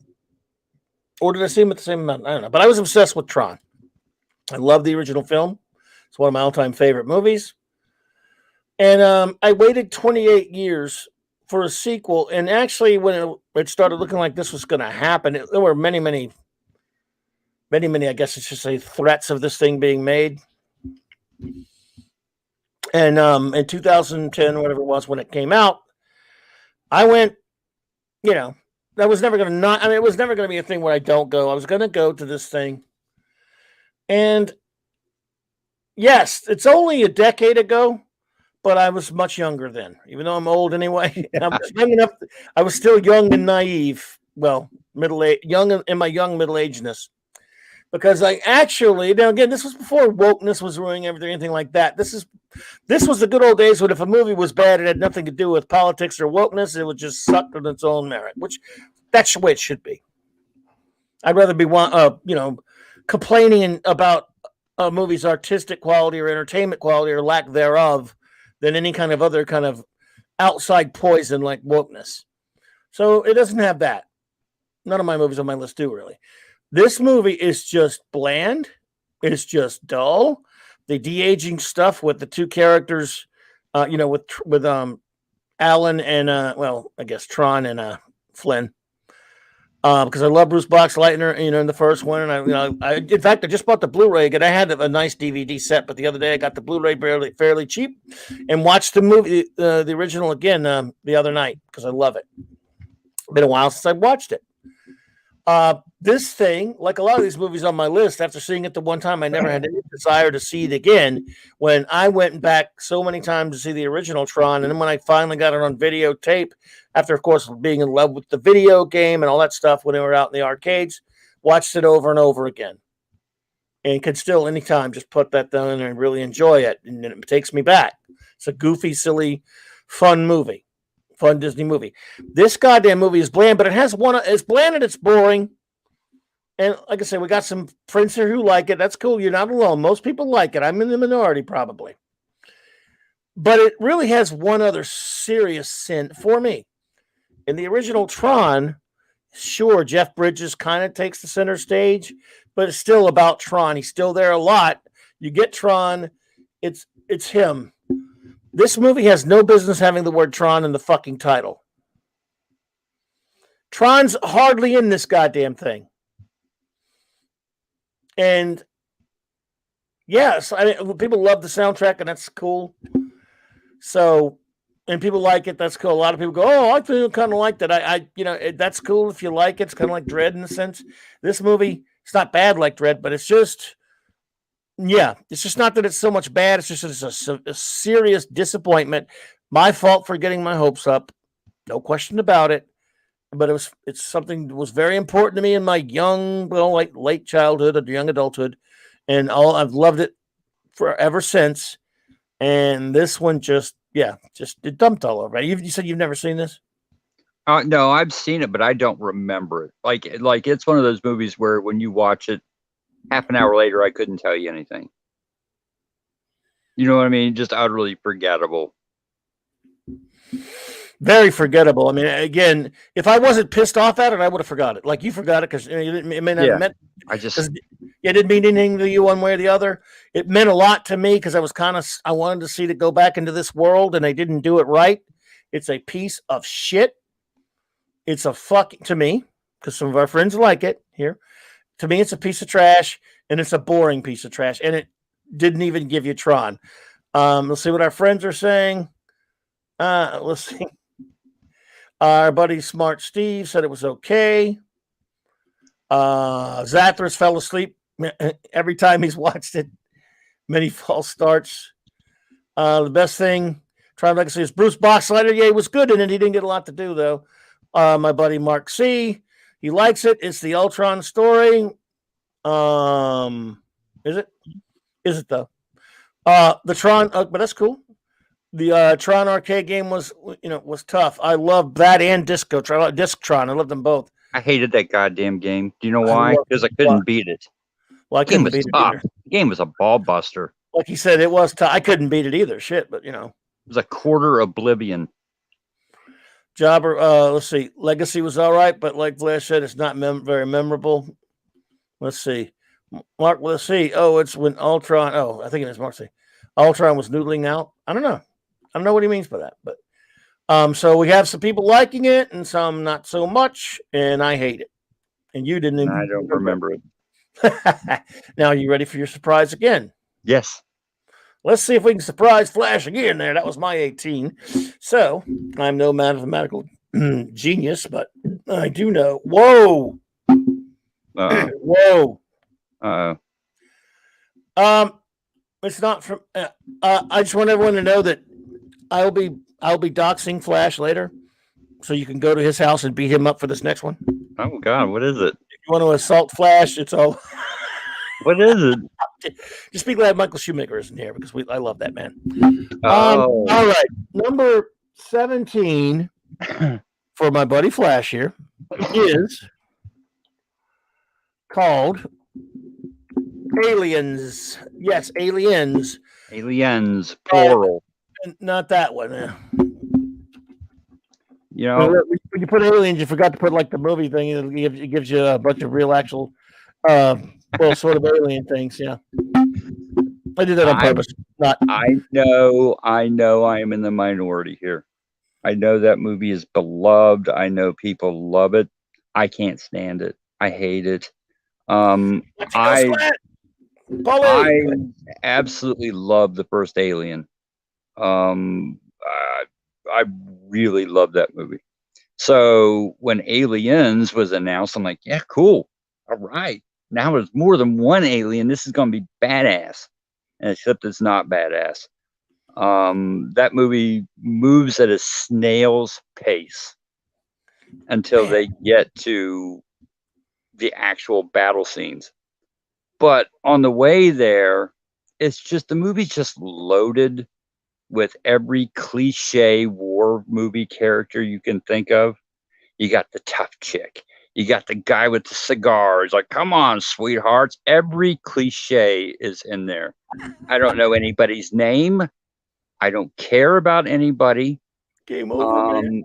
It's shot in this, like when the big showdown with the aliens, when they first make their appearance in the first battle happens, it's shot in this nonsense quick editing with this herky jerky camera, and like a huge segment of the movie takes place with a red screen, and the movie just loaded outside of Ripley. The movie's loaded with people I don't give a I couldn't give a fiddler's fuck about. And when you just throw all these aliens in there, when you got hundreds of them in there, I don't know, it just takes away from what the first movie was, which is a haunted house movie in space, is what it is. And I don't get it. I don't get it. And it's not even just that I think it's overrated. I hate the movie. There's nothing about it I like. So sorry, guys. I know I'm in the minority, but Alien is vastly superior, and Aliens is just a video game. Shoot 'em up, and I don't care for it at all. And to love Alien so much and to get this as my follow-up kind of makes me angry personally. And I don't like the movie, and I don't get it. I'll be giving out Flash's address to all of you after the show. Name anybody except for Ripley in that movie, and Newt and Hicks. Well, okay, Newt and Hicks, whatever. Bishop. But it's all the cartoon characters. They're all cartoon characters. It's like, you got the gruff sergeant with the cigar. Come on, sweethearts. You got the cowardly guy. You got the square-jawed hero. You got the tough chick. And I'm like, I've seen these characters 5 billion times in other movies, and they were done better. So no, I don't like Aliens. Oh, well, look, hey, I can't say much. I love it, but I can't say much to you because there are movies that I'm the same way about, that everybody are going to look at me and go, oh God, how could you not like that? And they're on this list. So, but this one I do love. Our buddy Michael Shoemaker, is his all-time favorite movie. I think you guys got into it about it one night. Yeah, we did. Came to fisticuffs. Jobber's even shocked at you, man. Virtual fisticuffs. Jobber may not love you anymore. Let's see. Aliens, are you fucking kidding me? Jobber says. What? Calm down, Jobber. Jobber may not. Yeah, Vasquez. Yeah, I liked her too. So Jobber may want a divorce, man. He'll get over it. Jobber, I hope you still love Flash, buddy. He'll get over it. Because I love Aliens, and even I still love Flash. Love you, Jobber. I'm gonna kick his ass later. I promise everybody. Yeah. Hey, this show's about opinions, folks, and some of mine are gonna be very unpopular. Hey, you said people were gonna get triggered. Oh yeah, my next one won't trigger anybody because everyone knows it sucks. Some of these are, again, almost low-hanging fruit in some ways. So my number, this is what the hell? My number 17 is. Okay, let's find number 17, gents, ladies and gerbs. My number 17 is a steaming pile of horse maneuver called Green Lantern. Sometimes you got to put a certain, qualifier in your search thingy because of, yeah. Whoa. Wow, folks. Did you see this crap? I think you saw this crap. Green Lantern? Yeah. Did I see it? Yeah, I saw it. Yeah. All right. I'm actually one of the few people that didn't mind was it the casting of Hal Jordan, Ryan Reynolds, being Ryan Reynolds? It didn't bother me. I liked the guy enough. In a good movie, he would have been fine. That costume is fucking horrible. The movie has no story whatsoever. The movie has no goddamn story. But I think I knew this going in. Mark with at least his costume was good. In what movie was it good? Oh man. Some of the stuff on Oa was badly CGI'd. Was only the only mildly entertaining stuff in it because he's actually running around, kind of doing stuff, and they didn't doing some crap, and they really didn't focus on it. Mark Strong is great as Sinestro because he's a great actor. The way they did Hector Hammond was a joke. That was friggin' horrible. Let's see what else. Parallax, whom I don't even like anyway and shouldn't be in there, was really stupid. They kind of went the idiotic Cloud Galactus route with it, which was moronic. The idiot, and by the way, about a year or so before this shit came out, the director, I forget his stupid ass name now. Martin Campbell. Martin Campbell, thank you. This ass was, you know how they will, of course, interview a director when he's about to ruin a superhero and ask his thoughts. What do you think? So, are you a fan of this character? But all this kind of crap. Well, he said, you know, what I like about Green Lantern is that anybody can be him. That's stock answer. Yeah, but it's the dumbest. It's absolutely 100% the other way around. It's absolutely as back asswards as you can get about a Green Lantern. A Green Lantern is chosen by the Ring. He is a rare breed. They find someone almost fearless, or at least one who learns how to overcome fear. They have to be an exceptional individual to be a goddamn Green Lantern of Sector 2814 or any other sector. Hal Jordan is an exceptional individual. So is John Stewart. Even Guy Gardner, before he went crazy, it actually chose Guy Gardner first, and he had a problem. He had an accident. So it went for Hal Jordan. And Kilowog and a lot of all these other great Green Lanterns, they are a cut above. The Lantern Ring does not seek out Joe Schmo. My fat ass isn't going to get a Green Lantern ring. This asshole said Green Lantern could be anybody. No. You are a goddamn idiot. You never read the comic. It's completely backwards. You fucking moron. And you're directing this movie? And you know, I didn't like that too much at first, but later I watched it again, and yes, First Flight I had some problems with, but it is really, really good. You're right, Mark C. As is Green Lantern Emerald Knights. I agree, it's very good. Yeah, well, there you go. Look, Martin Campbell had a good record as he directed GoldenEye and Casino Royale. Fine, good movies. He should not have directed Green Lantern.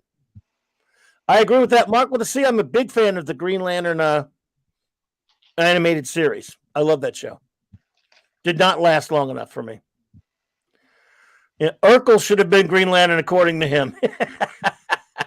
Yeah, anybody can be Green Lantern. A wino in the street, whomever. The ring just falls into somebody's lap. It's so stupid. Look, do your research if you're going to direct the comic book character. You jag off.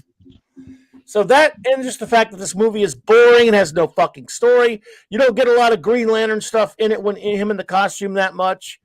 The ending is almost as dumb as the end of Fantastic Four: Rise of the Silver Surfer, which should be on my list. It didn't quite make it because but that stupid crap with the Galactus cloud at the end of that piece of crap.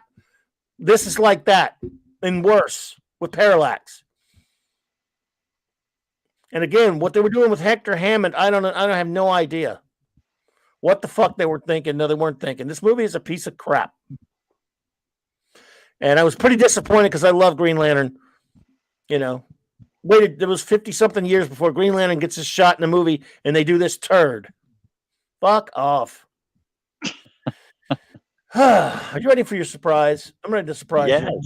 All right, we'll see. Because again, everyone who's may have joined us late, see, Flash had to send me his list, and because I'm an idiot. Because what that mean? That means we both are, buddy. And now I'm now mad at him for his next choice. I'm going to be beating Flash to death with a broken Coke bottle after this. Ooh, what could it be? His next choice, you motherfucker, you. Oh. I love this movie. Man, he's got two movies in a row that I love. Oh, shit. All right. Here we go. See there, Jobber? See, Jobber, it's not just you, brother. All right. Flash, you are fired. All right, here we go. Number. How it lasted. Oh, God damn it. Man, creative differences. Indiana Jones and the Temple of Doom. I fucking hate Indiana Jones and the Temple of Doom. Love this movie. I fucking hate that movie. I was so fucking pissed off when that movie came out. Oh my God. I saw Raiders of the Lost Ark I don't know how many times in the theater. It went again and again and again and again and again. I loved it. I still love it. And the second movie, I was like, what the fuck is going on here? It's just fucking.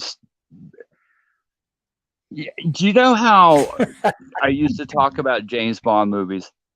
when I said that Yeah. I'm only a casual fan of James Bond movies, because James Bond movies, historically for me, consisted of a fantastic opening, and then it turned into the Travel Channel. It's like, we're going to spend Yes. 15 minutes establishing that he's in Morocco. It's like, just put a fucking title card up that he's in fucking Morocco. But like James Bond movies for me, There was no Travel Channel back then, though. yeah, they always started out with some big exciting action sequence and then just slammed on the fucking brakes for like a half an hour. And that's what this movie does, except it does it for more than a half an hour. You have a really unique opening sequence, which I didn't expect, with the musical number. I'm like, oh, this is kind of different. It's kind of cool. And then you get a nice little action set piece, in the club, and they make their escape. And then the escape is so ridiculously stupid. And I'm all about suspension of disbelief, but give me a fucking break. With the life raft, and I'm like, oh boy, are we heading down this way? Is this really the way this movie's gonna go? And then that movie just slams on the fucking brakes for the next hour and does nothing. It does fucking nothing. I was never so goddamn bored in my life. I'm like, is this movie ever gonna get fucking going? And then you get to the dinner sequence where they're eating all the exotic things, which seems to go on for an hour. Yeah, I agree with that. Solid half hour, 40 minutes before this movie picks its pace back up again. And then it turns into this weird cult movie, which it's like, okay, did he pull the guy's heart out or did he not pull the guy's heart out? It's so ambiguous and so weird. And then it descends into this Looney Tunes chase, which, I mean, you think the refrigerator and the nuclear blast was bad in Crystal Skull. The fucking chase scene in the mine is so goddamn cartoony and unrealistic, and I'm just like, you got to be fucking kidding me. Look, I can only suspend my disbelief so fucking much here, and for me, it's half boredom and half give me a fucking break, and I just really can't stand that fucking movie. I hate that movie. I hate Indiana Jones and the Temple of Doom. I was so pissed off when I came out of the theater, and people were going back. Like, hey, we're going to see again. I'm like, good fucking luck, pal. Not me. I'm not going back. I bet you I've only seen that movie 3 times. Maybe. I gave it a couple more chances, but I can't stand it. I hate that movie. It's I'm probably in the minority here, but I really can't stand it. Actually, no, you were in the minority on the last one. There are a lot of people. No, look, I mean, I love it, but there are people that don't like that movie. Oh, I hate Temple of Doom. I hate it so much. You're not in the doghouse on this one, brother, because a lot of people don't like it either. Molarum Sularum was stupid. See, I love the movie. Although I agree about the stupid table scene. I hated that. But everyone hated what's her name? Yeah, you really lost me with the heart, because I'm like, okay, did he pull his heart out or did he not pull his fucking heart out? Is it a trick or did he really pull his fucking heart out? If he really pulled his fucking heart out, then the guy should be dead. Nothing's ever really explained in this movie, and the only thing I take away from this movie is once in a while, in a situation, I'll quote Short Round. Like, no time for love, Dr. Jones. I'll say that, once in a while. But yeah, I really can't stand that movie. Such a massive letdown after Raiders, which I think is phenomenal. Just a tremendous letdown. Well, then you got the other one, Aliens. You're the only person I've ever met that hated it. I mean, other people might not like it as much as the first one, but I know it's generally loved. So that one. But this one, a lot of people, this was critically panned by a lot of people. I loved it. A lot of people did, but there are a lot of people that don't like it. A lot of people don't like the third one, and I love the third one. But I like the third one. I really like the third one a lot. I know people don't like it. What are you gonna do? All right, what is it number?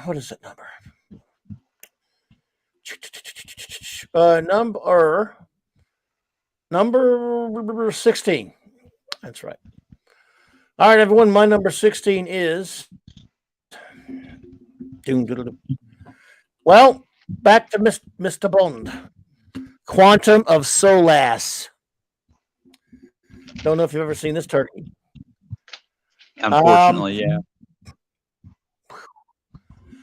Where Spectre is a mix of boring and asinine and just as bad all the way around. This movie is mostly just boring. It's got stupid shit in it, but this is a film I walk out of. I said, I cannot believe this is called a James Bond movie. Because did you walk out? No, I mean, no, I didn't walk out in the middle of it. But when I walked out of the theater, I walked out. You ever walked out of a movie and by the time you hit the parking lot, you forgot what you watched? Other than you maintained the feeling of it. It was dumb and boring and stupid and didn't entertain you. Right. But if you were pinned down to say, all right, well, what happened in it, Mr. Smarty Pants? You go, well, there was this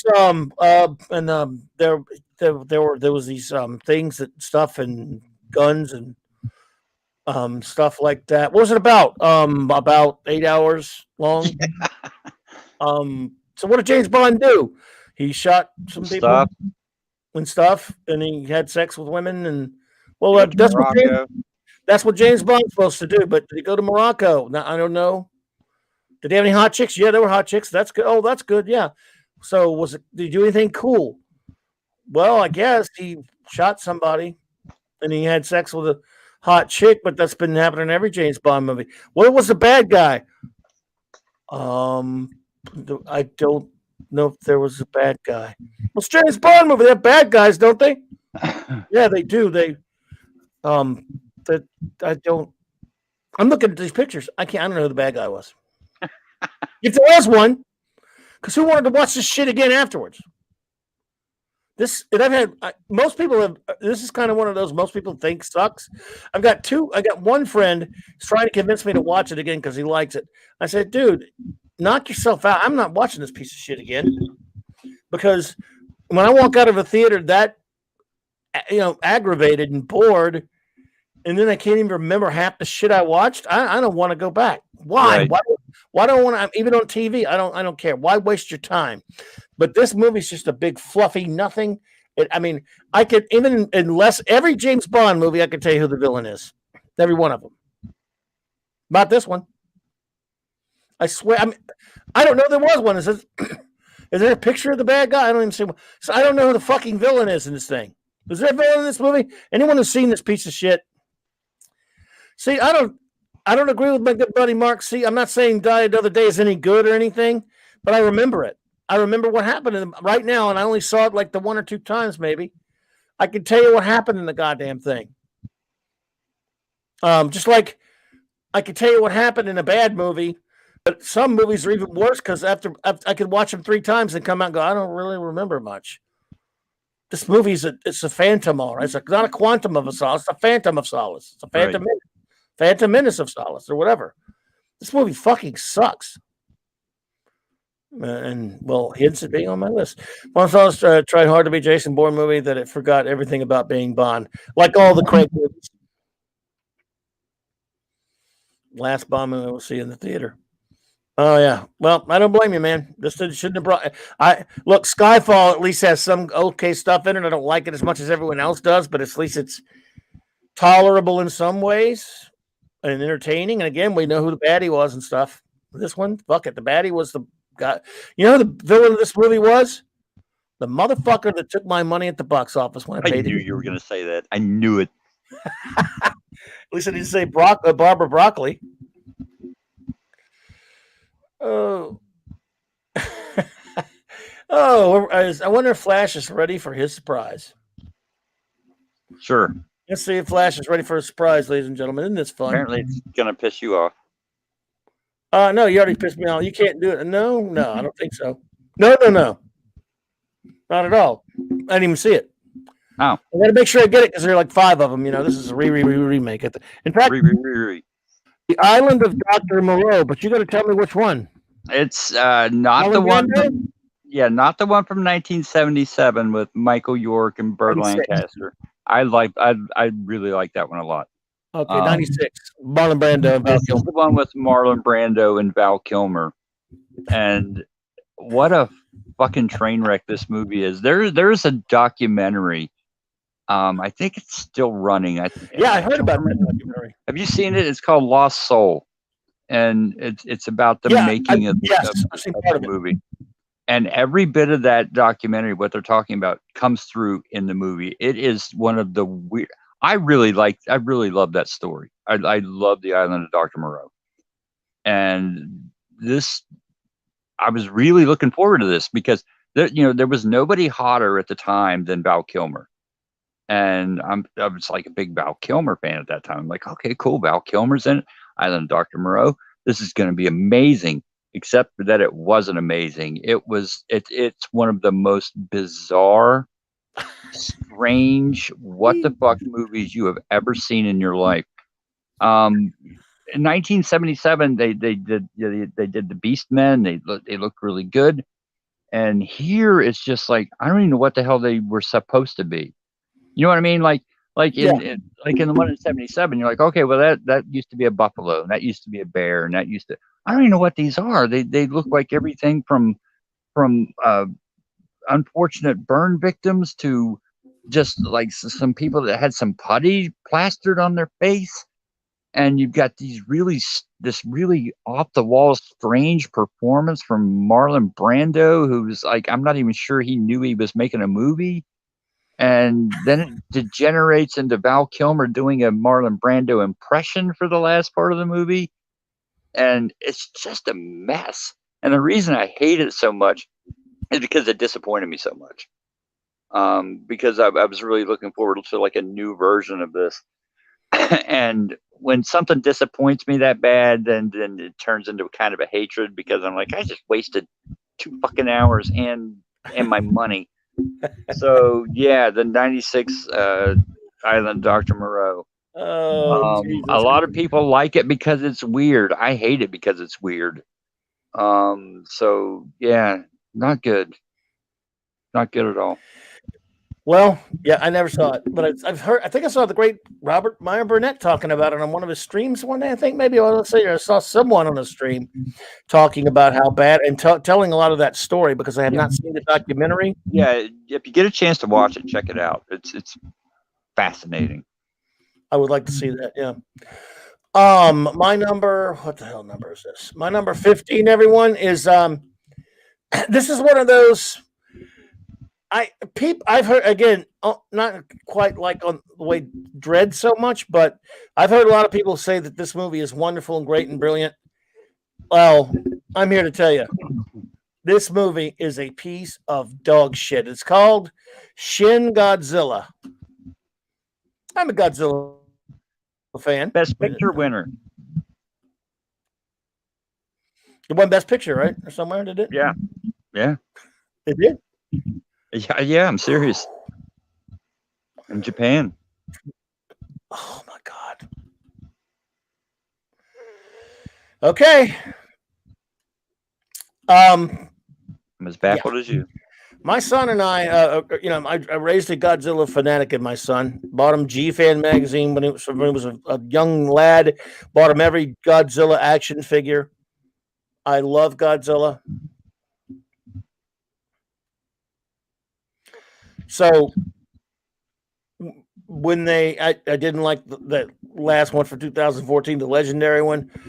Had a lot of problems with King of the Monsters, but I didn't hate it or anything like a lot of people did. But this thing comes out, I don't know, a couple of years back. We got it over here.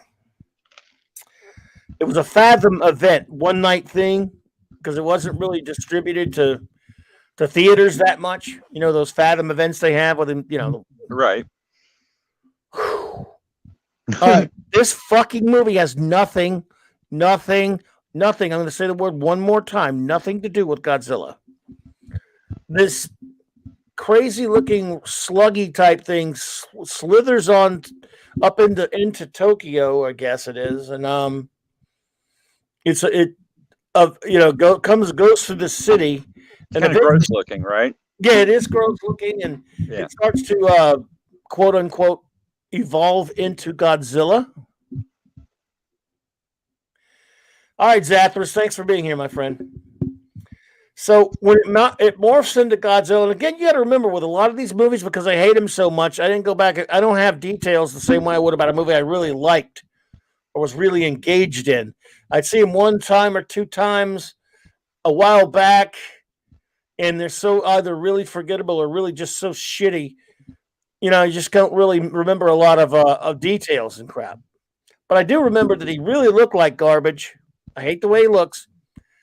Once he evolves or he transforms himself into or transmogrifies, whatever he does. Once he becomes the quote unquote Godzilla of the film, he stands there like a statue for what seemed like 75 hours. I guess it was 2 or 3 hours. And the whole film is about all these humans. This movie's about humans, folks. It's about humans and it's about nuclear destruction. It's a drama about humans. You know, they're basically the rest of the world thinks that Godzilla is so dangerous that they're going to nuke Tokyo if Tokyo doesn't do something about it. If I recall correctly. If I've got that wrong, folks, please let me know. And so, but the entire time is about all these humans in Tokyo dealing and about all the political quote unquote intrigue about dealing with the fact that the world wants to nuke their ass again because Godzilla is a threat who's standing there like a statue doing nothing. And he doesn't do Godzilla monstery things that much. He stands there and he looks like garbage. So you can see, look how he looks. He looks like a piece of crap. He doesn't look like Godzilla. The movie's fucking boring. I don't go to a Godzilla movie for humans. Raise your hand if you go see a Godzilla movie to watch fucking humans for 3 hours. They take too long to get to Godzilla and the good ones sometimes. Not what I signed up for, folks. Not what I signed up for. Is it a taut, well-written thriller and all this kind of stuff and drama and all that kind of stuff? I guess that's a maybe, but I'm not drawn into it because I want to see a fucking Godzilla movie. You tricked me. Yeah, I didn't. This is not what I'm looking for. Maybe I'm the 12-year-old. I get it. I'm being immature. But don't do this shit with Godzilla. Make up some other goddamn creature, monster thing that you could have standing in the middle of your city like a statue for 2 hours and 3 hours and tell your little human story around it. That might be fine if you're into that sort of thing. But this is supposed to be, but they had the fucking nerve to use the Godzilla theme music, that classic Godzilla theme. They use that. I don't know. Hey, call me crazy. This is trash. This is not, I can't stand it when they do this with characters. They just use them for something else when they belong in another kind of story. It's fucking asinine. Yeah, I get it. I'm being the child here. I get it. It's mature. It's a taut. It's a thriller and drama. It's mature. It's mature. It's such an intelligent story about mature. Nuclear disaster and environmental destruction and all this kind of crap. Fuck off! It's supposed to be a monster movie! Fucking idiots. But no, I'm wrong. No, I'm the bad guy here because I want to go see a Godzilla movie. Everybody's fucking falling asleep over here. Anyway. Doesn't it end with like humanoid figures coming out of his tail or something? Yeah, with these creatures coming out of him or some kind of shit. Yeah. And by the way, you reminded me of that. I forgot all about it, and you didn't even see it. You must have heard that somewhere, right? I think I saw a video about it or something. Well, back when I saw it, I yelled and screamed like an idiot, like I did just now on the show. I think when I first saw it, I'm like, "Good God, man, you lied."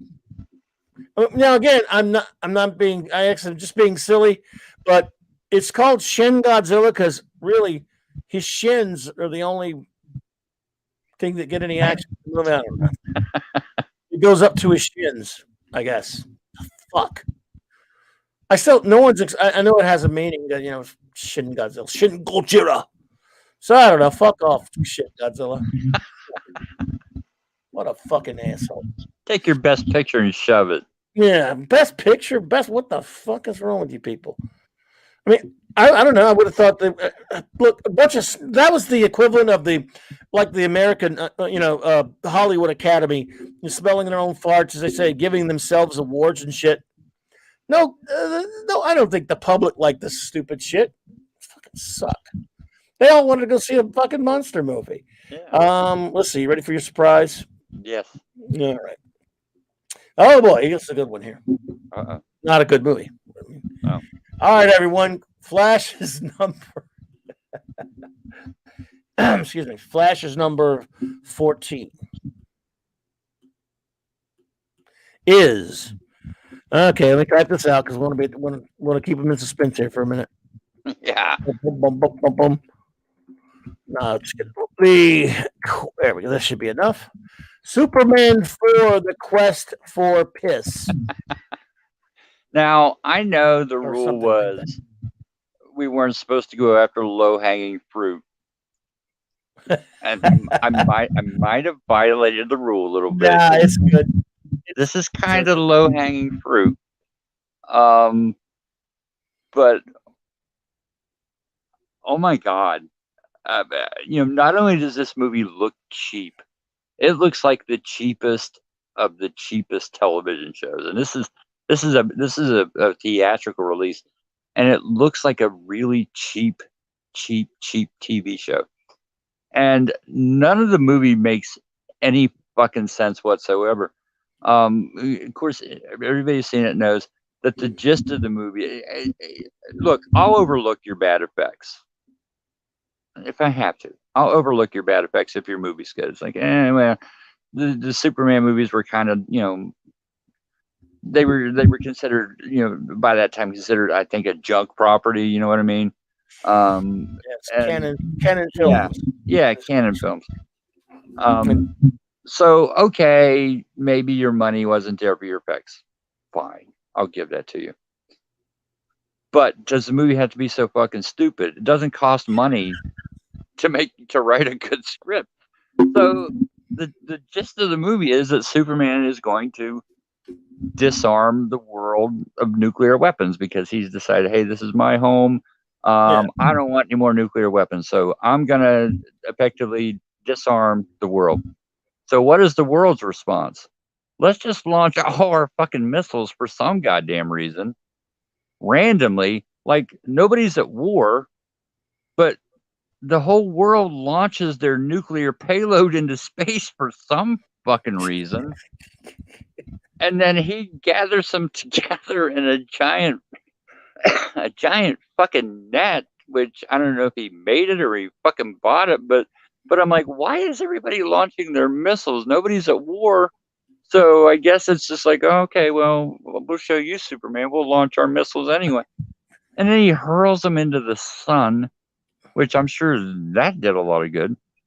And then he gets into this battle with Nuclear Man, who is some Superman clone who doesn't look like Superman, but has Lex Luthor's voice. Mark Pillow. Yeah, and the greatest superhero of all is this girl that works with him at the Daily Planet or whatever the hell. Whatever, I don't even remember what the hell's going on now. But they bought the Daily Planet, and the girl that's working with him apparently is a superhero too because he can drag her up into space and she can breathe just fine. Mariel Hemingway. Yeah, Nuclear Man flies her into space and she looks down on Earth, looks like a little marble down there. I'm like, why isn't this chick dead? But it's just one of the dumbest movies I've ever seen in my life. And it's just dumb. And this is a Superman movie. This is off the heels of the blockbuster of 1978, and whether you like it or not, Superman 2 made a whole hell of a lot of money. Superman 3 underperforms, and they end up like selling the franchise to Canon Films. And my God, you feel dumb watching this movie. I mean, you really do. And let's not forget Superman's, one of his many powers, the rebuilding the Great Wall of China vision that he has. Yes. I'm like, A power even Mark Weisinger could not have conceived of. This is one of the dumbest movies I've ever seen in my life, and it makes me feel dumb even watching it. So yeah, Superman 4: The Quest for a Good Script. So wow, it's really, really, really fucking bad. Roger Corman would be embarrassed by this movie. Nobody ever even brings up, well, hey, Superman, who are you to tell people what to do? Why are you? You're not supposed to be a dictator. Yeah. What are you, a dictator now?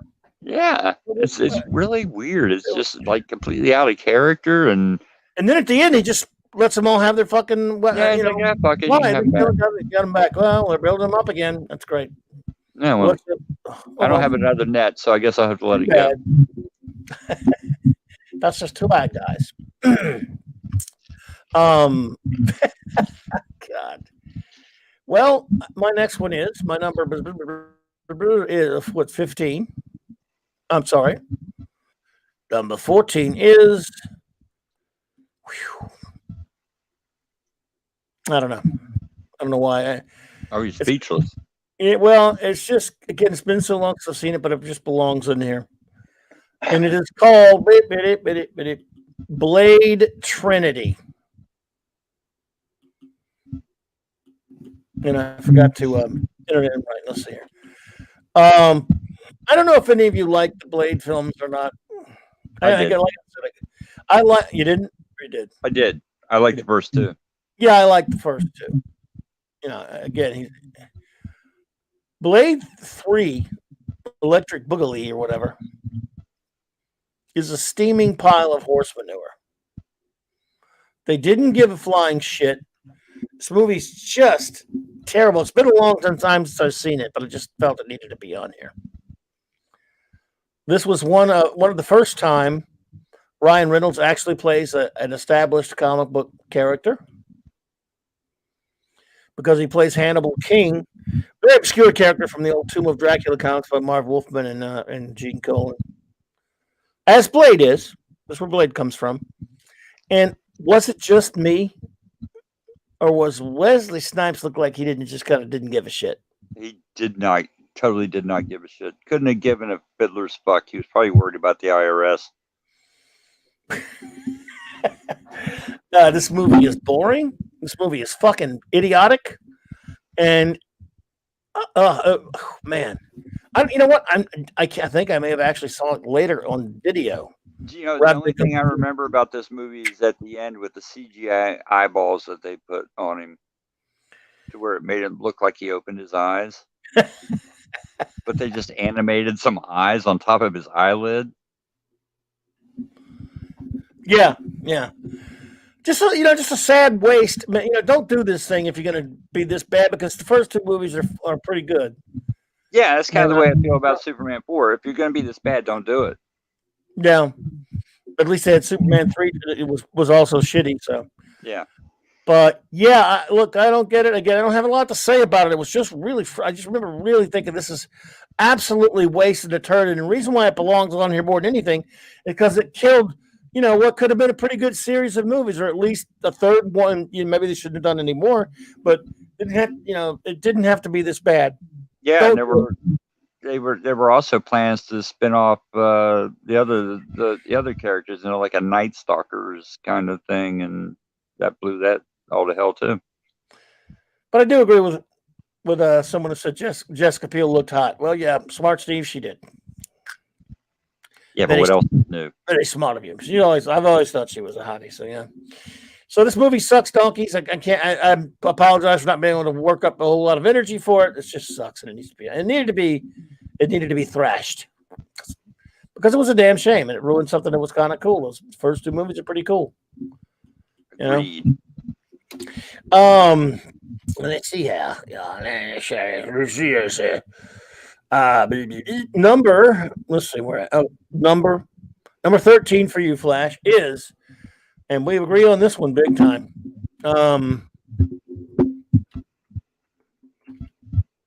Let's see. Lost World Jurassic Park 2 Electric Boogaloo. Oh, yeah. Man. Yeah, I'm not the biggest fan of the first Jurassic Park. I think it's okay. I think it's pretty overrated, but overall pretty good. Like the only thing I really enjoy in the movie is the dinosaur stuff.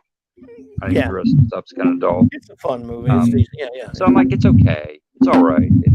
It's a little long and drags a little bit. It's got some pacing issues.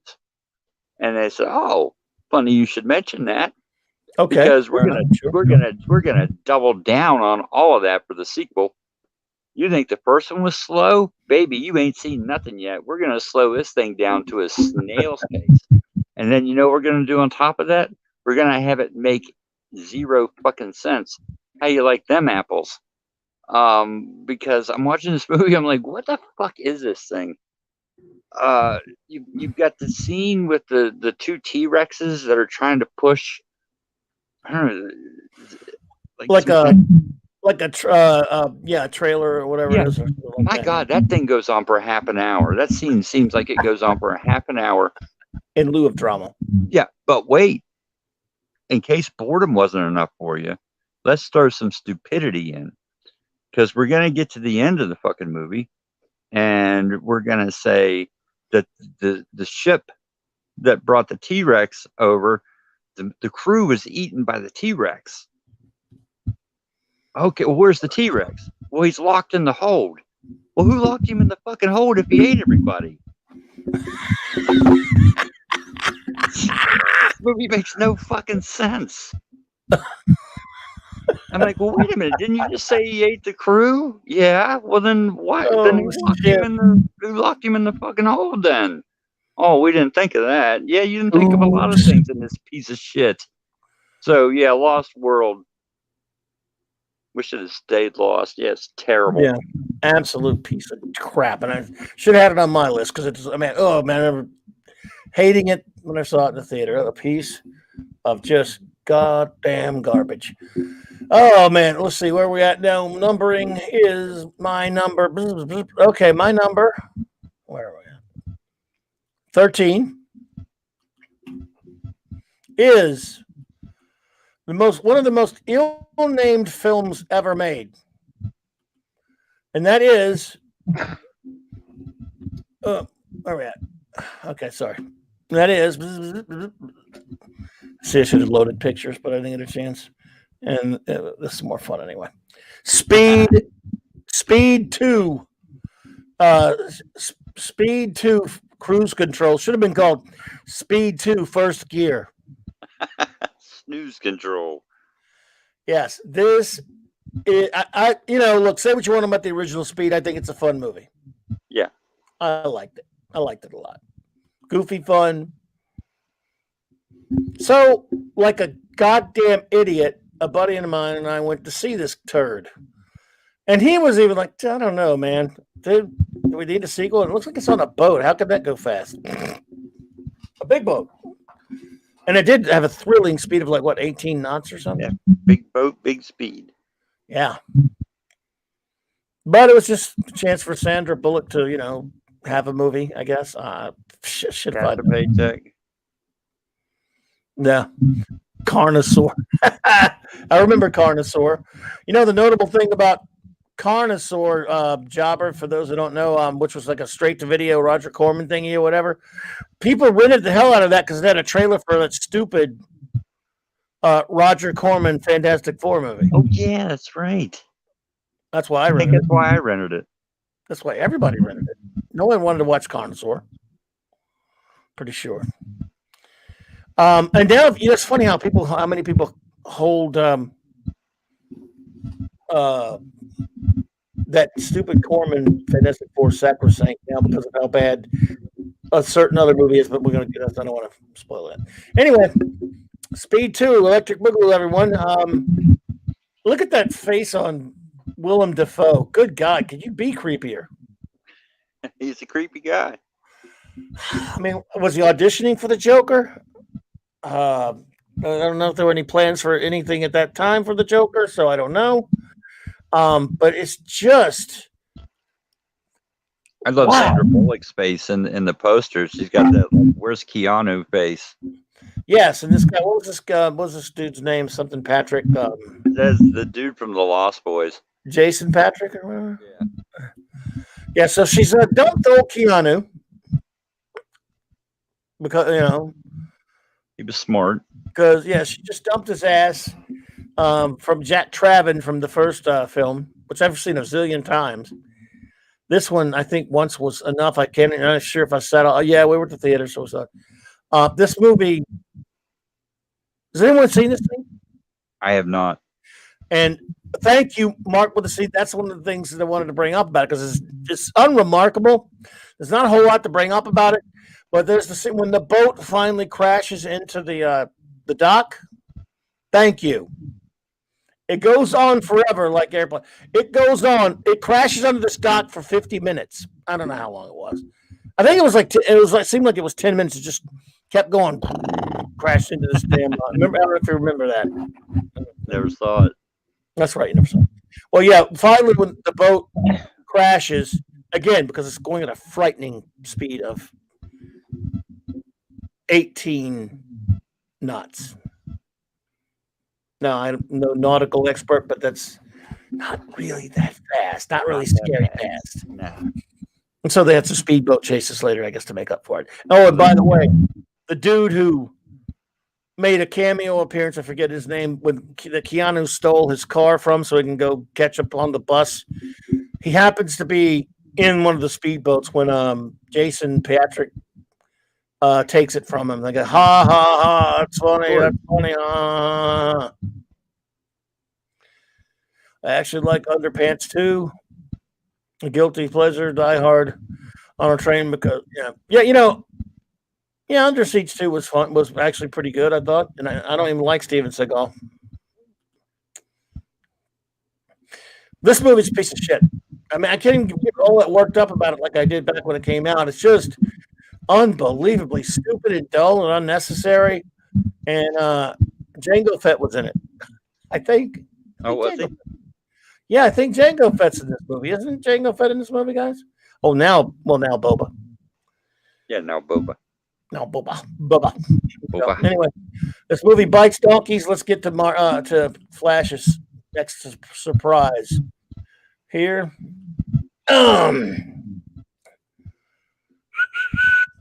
Oh boy, man, I am envious you. I wish I'd put this on my list, but to be fair, I don't think I said all the way through it. Number 12 for Flash, folks. This is a doozy. He could redeem himself here with this one. Wild West. Oh, God. Once again, like we talked about, this was a movie that, like Land of the Lost, that was in development hell. There was like numerous actors attached to it, numerous directors attached to it, and much like Land of the Lost. Well, let's just make it a comedy. And nobody stopped to think that the source material it was based on was not a comedy.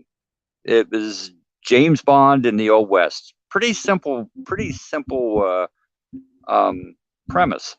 Not sure why it caused so much problems with a movie. You just take that and run with it. But no, let's turn it into a Will Smith vehicle to where he can all hell know his way through the Old West. We'll fill it with some of the most offensive humor you can think of, and let's throw it up against the wall and see if it sticks. And unfortunately for Big Willie 4th of July, it did not stick. And the movie is just painfully fucking bad. You took a beloved TV show and just shit all over it. And just thoroughly outraged fans of the original show. So you pissed them off, and people who had no vested interest in Wild Wild West still thought the movie was a piece of shit. So the movie opened and faded away very quickly. My God, is this movie bad? What a fucking turkey! And to have a show that I like so much, I love the show. and see it turned into this. Yeah. So Wild Wild West. Yeah. Fucking horrendous. Yeah, the giant spider from aborted from Tim Burton's Superman movie. Yeah, gotta have that spider, baby. Yeah, you got to work that spider in there somehow. John Peters, fucking. And you know, of course, you know, I was in the working, you know, at the theater when this was out, and numerous times in the day we had to hear that horrible song by Will Smith, Wild Wild West, where he air quotes sampled a Stevie Wonder song. I'm like, oh, you mean fucking stole? And oh my god, it's so fucking annoying. And we heard it multiple times a day, and I hate this fucking movie so much. So yeah, Wild Wild West fucking stinks. Yeah, the only reason it couldn't make my list is because I never could sit through it, because, you know, I just love the old show, and there's no way I was going to go see that crap. I mean, was it Barry Sonnenfeld or somebody directed that one? Yeah. I like Men in Black, okay, but this was still. Yeah. Where we're, let's see here. Oh, okay, yeah, mine. My number 12. It could be higher, but there's so much bad stuff. This is a movie that made me want to chew my own face off, and I want to in the theater. This movie, and that's an ugly face to be chewing off. Let me tell you. It is called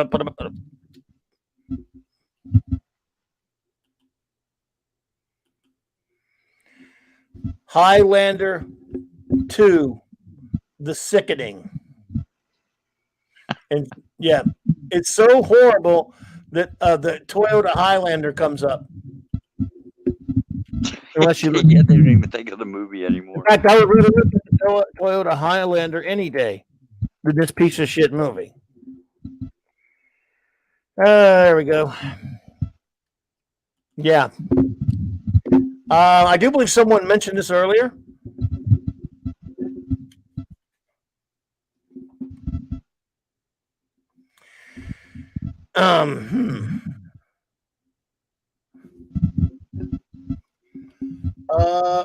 Sorry, I'm having some microphone issues there. Is everyone hearing me okay, by the way? I hear you. Okay, good. It's just probably coming through my mic. All right, yeah. Highlander 2: The Sickening is, well, in the theater it had all that alien crap. I think that they change it later? Didn't they cut all that stuff out? I don't think I've ever seen it. And you could only get the get it through some special cut, I'm told, or something like that. What an embarrassment to the great Sean Connery. I mean, look, I mean, he's a big boy. He did it. He signed up, I guess, you know, so there.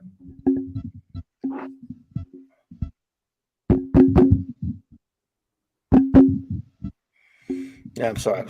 Maybe this, as long as someone's hearing that, I mean, it's just my feedback I'm getting. Not from you, by the way, from my new microphone, which I hope sounds a little better. It does. Oh, good. Okay. My God, this thing is so bad. I never watched it again. It's been since it came out. What was this? The early '90s. But I watched it. But I remember hating it so much. I think that, you know, I think it was a Joel with MSC3K kind of said it best when they asked him what sort of mainstream film do you guys wish you could do that you can't do, and he said Highlander 2: The Sickening. Well, the quickening, the sickening, because this movie really is a piece of trash. And all of a sudden, it's a sequel. And again, you know, the first movie's okay. I liked it. All right. I wasn't big on the TV show that much, but you know, the first movie's all right, especially the Connery stuff. And he gets killed, of course, in the first movie, but now he comes back, and we find out that they weren't immortals living through time and all that stuff. They were from a fucking alien planet. They were aliens, which contradicted the first movie, and it contradicted the TV show. Let's see. Here we go. Let's see what Zabber says. And they made two more versions of Highlander 2, the Renegade Cut and the Special Edition. They got rid of the Zeist stuff, from the planet Zeist, and in both versions. And and the shield is CGI and blue in the special edition. So basically, they cut out the references to them being aliens. I think is what I've heard that, and you can't get that. Like if you bought the DVD now or whatever, that's not in it anymore, and you have to get some kind of special bootleg version or some crap like that. I don't know if that's true, and I heard someone talking about that recently. I don't care because I'll never watch this crap again because it still sucks. Even oh man, it's bad. Yeah, who did they think? Who did they think cared that they had to put out another version? There were look, and this is directed by that twit Russell Mulcahy, who directed the shitty Alec Baldwin Shadow movie, which I hate. He's the douche. I think 1981. Oh, it was Roger Ebert picked it as his worst film in 81, whatever year that was that came out. Yeah. My friend Mark C says Renegade version of Highlander 2 is a bit better. Well, I guess it couldn't be any worse, brother. So there you go. Let's get you your surprise because screw this movie.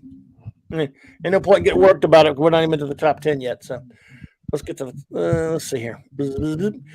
Number 11 for Flash is. Do you remember, or do you want to be surprised? I do not remember. 300. Oh God, I know this one was on my original list because this movie didn't get any fucking better. This is that movie that for some reason my sister loves this movie. Right? She just absolutely loves it, and she kept trying to get me to watch it. She's like, "You've got to watch this movie. You've got to watch this movie 300." No. She's like, no, you have to. Come on, do it for me. I'm like, okay, so I watch it, and my God, what a fucking boring ass vanity project this is. It's just Zack Snyder trying way too hard to make it look like a comic book. You know what I mean? And it's just full of his his trademark slow motion fast forward kind of nonsense, and it's just this collection of people who you can't tell one apart from the other one. There's nothing remarkable about any of them. Every one of these guys are exactly the same. Yeah, and they're all going up against this ridiculously cartoony villain. And they all die the same way too. It's like every death is exactly the same, and it's just it seems like 300 hours of just repetitive bullshit. The same death over and over again, the same character getting the same death over and over again. And by the time they get wiped out in the end, I'm like, thank God, I wanted every one of these fuckers to die. And it's just awful. It's the definition of a vanity project. You know what I mean? And it's just horrendous. It's impossible to sit through. And I don't know what the hell she was thinking, but yeah, 300. I despise this movie, and I guarantee you it was on my last list. It was. No, I remember. I remember it being on your last list. Oh God damn! It's torture. It's torture to sit through. I don't know. I mean, I don't have a strong feelings one way or the other about it. I thought it was all right when I saw it. Sounds like my mic sounds bad according to Mark C.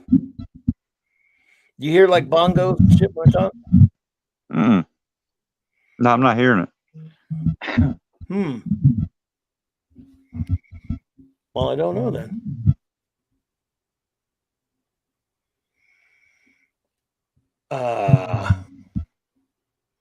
Let me see. I do. I mean, I hear it in my ear, but you don't hear it. And everyone else said it was okay. But then Mark tells me that when I talk or when I go, I hear reverberating. No, I'm not noticing it. It's a brand new mic, but like I said, I was thinking maybe it's just me hearing it because it was. I think it was maybe doing that the other night. I don't know. Oh well, good. Well, we're just gonna get through it somehow. You know what? I don't know. I enjoyed it when I first saw it, but I knew. Yeah. Oh, dude, you've railed against it before. Ugh. You railed against it before. Despise it. So that cracks me up, man. Oh shit. Oh my god. Oh well. Try one of those pop filters. All right. Hang on one second, everyone.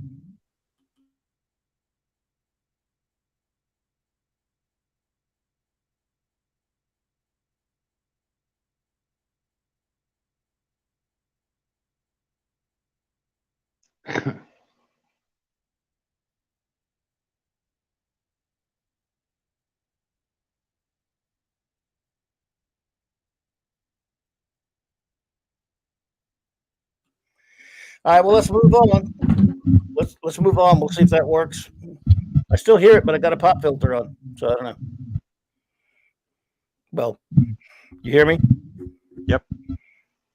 Okay. Well, I'll have to work that out, Mark. We'll see. Thank you. Though. I mean, I have one, but the whole rig doesn't really work very well because the clamp that came with this thing, you can't put it on the desk, but they don't screw it. But I put it in front of the mic, and it seemed to help. So, all right, where are we at, man? Sorry, everyone. I didn't mean to get derailed.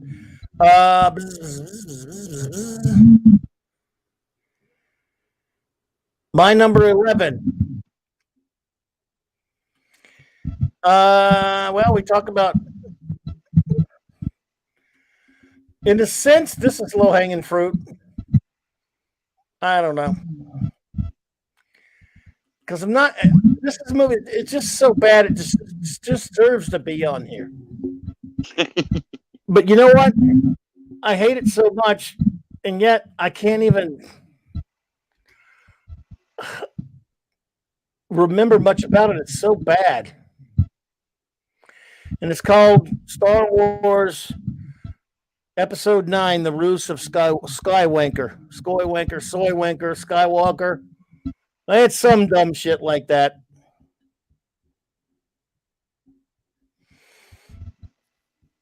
Yeah, I hear you, Marcy, but I'm not moving other than talking. I've been trying not to move. So here I wanted a new mic. Yeah. It's like you're in a Saw movie. Yeah.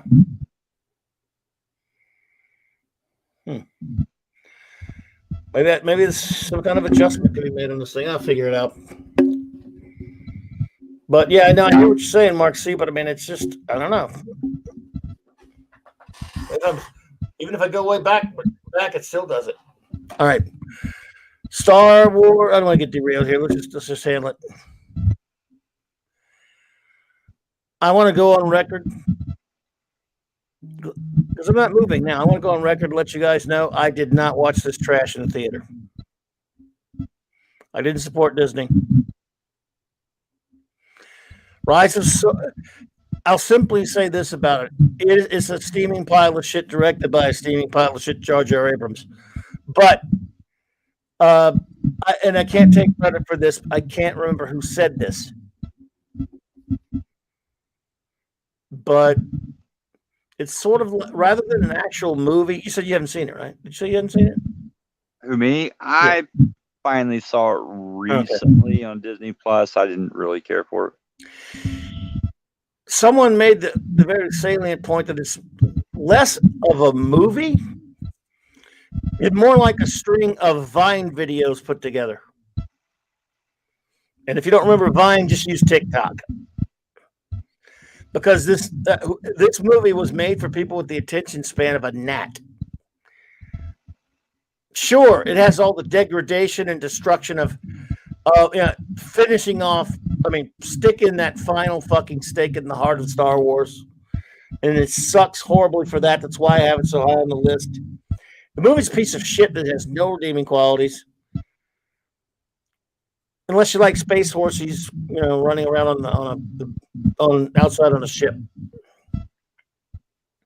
Then it's the movie for you. But it's another one of those fucking movies that you walk out of, or when you finish watching it.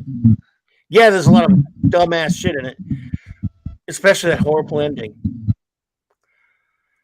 But you kind of want when you leave it or whatever, you just forget what it's all about, because it was about nothing.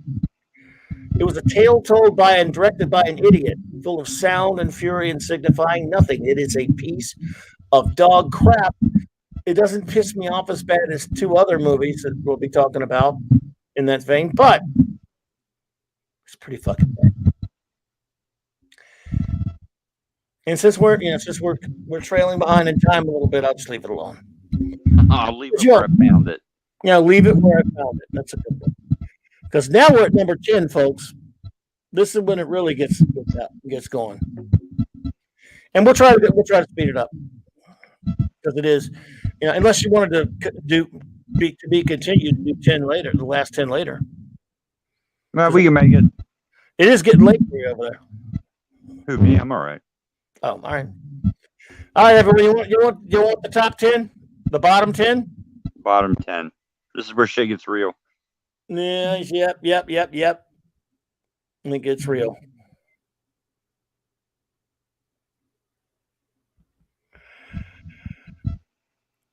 All right.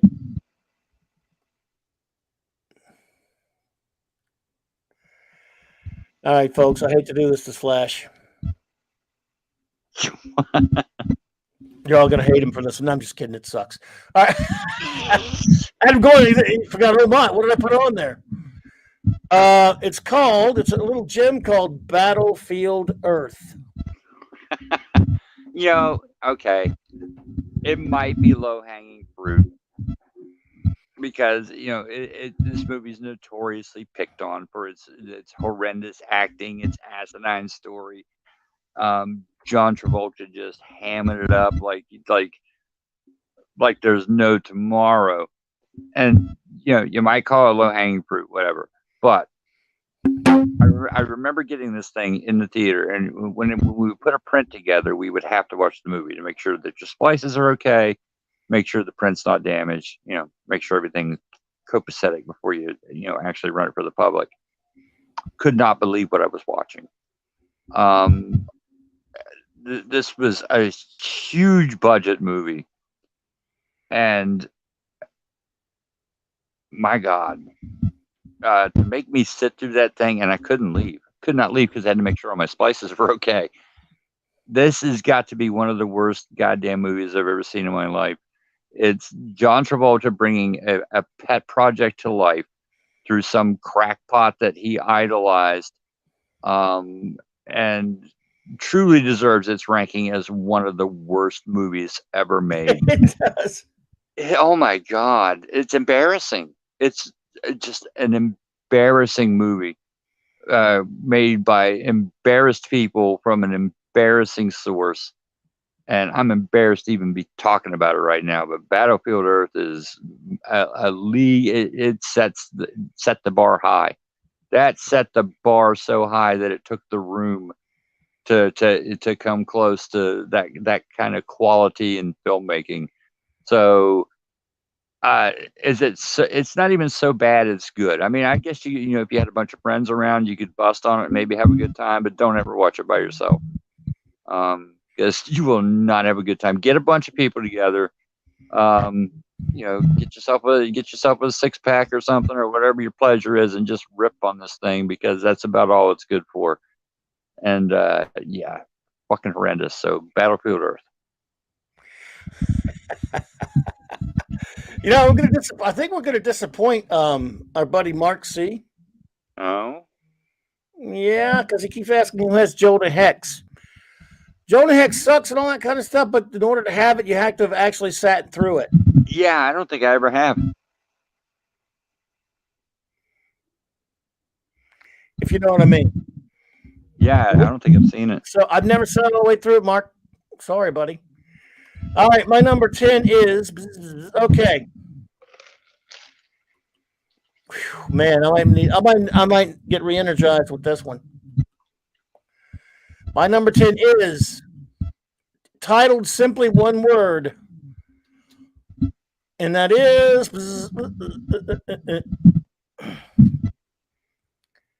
Hulk. And I mean the Ang Lee 2003 piece of dog shit. That's what I mean. Because, well, why not? This goddamn movie is such a piece. Look at this thing. Incredible Shrek. Huh? The Incredible Shrek. Yeah. Who likes the Hulk? Who likes Ang Lee's Hulk, my friends? That was real quiet. Oh, I'd rather watch Human Centipede. I'm not sure what he's talking about, but It's a horror movie. so is Hulk. This is a guy who did the great Crouching Tiger, Hidden Dragon. Crouching Tiger, Hidden Dragon.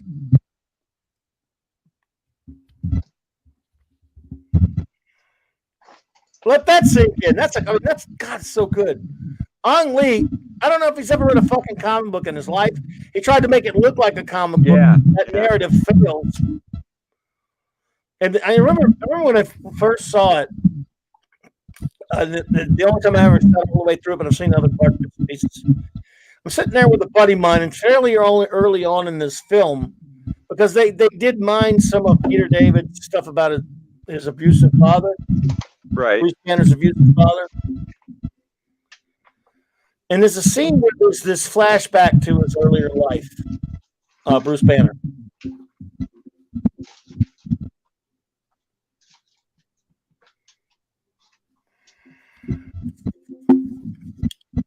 And then inside the flashback, there's a flashback. I'll say that again.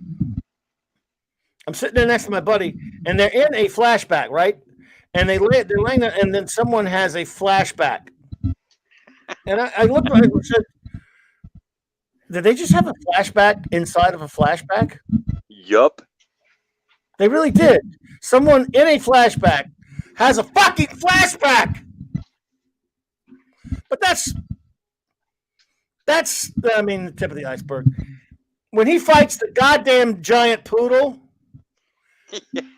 oh my God. Now, to let you know, I ended up with a bootleg of that before it came out. My brother or something got it. And we didn't kind of were worried it was going to be really shitty. So, buddy of mine, we watched it at home at my place.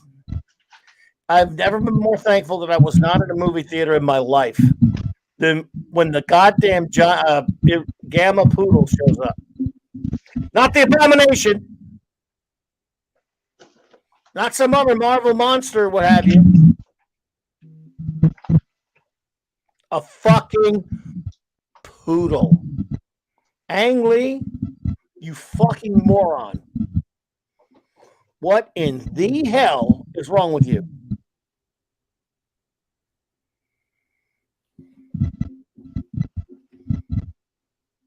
So, shit. We get to the end, and we have Nick Nolte, who looks like he's straight out of rehab. Yeah. Said, hey, man. I'll take the job. All right, let me go take a shot. No. You look fine. Come on. No. You're perfect. Come on. That's what we want you to look like. But I've been rehab. I haven't showered in 20 days. Fine. Let's go. Then somehow he gets this kind of strange. I guess he's supposed to be the absorbing man, but he's not Crusher Creel. And they have this big so-called fight that's so blurry and so messy. Yeah. You can't tell what the fuck's going on. I don't know how Hulk beat him. He laid inside of him because he turned into water or shit or whatever, and it's over. If you would ask me, so how'd Hulk kick his ass? How the fuck should I know?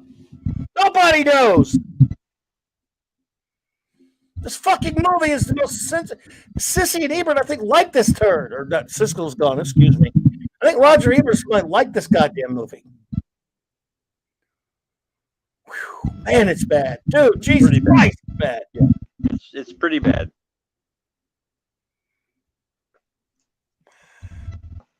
Find yours, because, man, that's just all we can think of that. No. Oh, boy, number 9, man. Now we're getting somewhere. Now we're rolling. All right, everyone. Number 9 for Flash is listen, again, you're all going to be mad at him because this is one of the greatest movies ever made. Not. Yeah, this movie is called Batman and Robin. Oh my god. Yeah. I think you might all remember it. Here's the mistake that is Batman and Robin. Joe Schumacher makes Batman Forever, which takes a radically different turn from Batman Returns, because people were like, this movie's too dark, which it really isn't, but whatever. This movie's too dark, it's too scary, it's not kid friendly. So Joe Schumacher turns in a very campy Batman movie. People tend to forget Batman Forever is not good either. It's not Batman and Robin bad, but it's not good either. Yeah. So it's very campy and kind of weird. So because it's a Batman movie, and because you got, once again, like I said with the Island Dr. Moreau, nobody's hotter at this time than Val Kilmer. Nobody's hotter at this time than Jim Carrey. So the movie makes big bank. Bang! It makes big money. Doesn't mean the movie was good. There was just an excitement. And people at Warner Brothers and Joel Schumacher said, hey, we made a lot of money with that. Let's do it again. But let's kick it up 100 times. This one goes to 11. And imagine taking the Adam West Batman show and transferring it to the big screen, but it's not funny. Or has the self-awareness of the Adam West show, and you get Batman and Robin. And all I'm going to say, and I'm going to leave it here, is Batman credit card. And there you go. He whips out a fucking credit card, and the expiration date is forever. And I'm like, you know what? I'm about ready to walk out of this fucking movie theater. I'm about ready to walk out of here with that. Embarrassing. Just embarrassing. And everybody outside of George Clooney, who's standing there like a stip, is overacting. Oh my god, Uma Thurman is embarrassingly bad in this movie. You know, people make fun of Arnold Schwarzenegger in this movie, but I'm like, did anybody notice Uma over here, who's turning in one of the worst performances I've ever seen? Okay, just checking. But it's embarrassing. Yeah. Thankfully, killed that franchise long enough to get Batman Begins several years later. But oh my god, this. What the fuck were you thinking? A movie so bad it killed a lucrative franchise. So might be low hanging fruit, but I don't care. Movie pisses me off. So Batman, Batman and Robin. No, you're right. You're right. I don't blame you. Oh man. Well, needless to say, we might hear from it later. Whoa.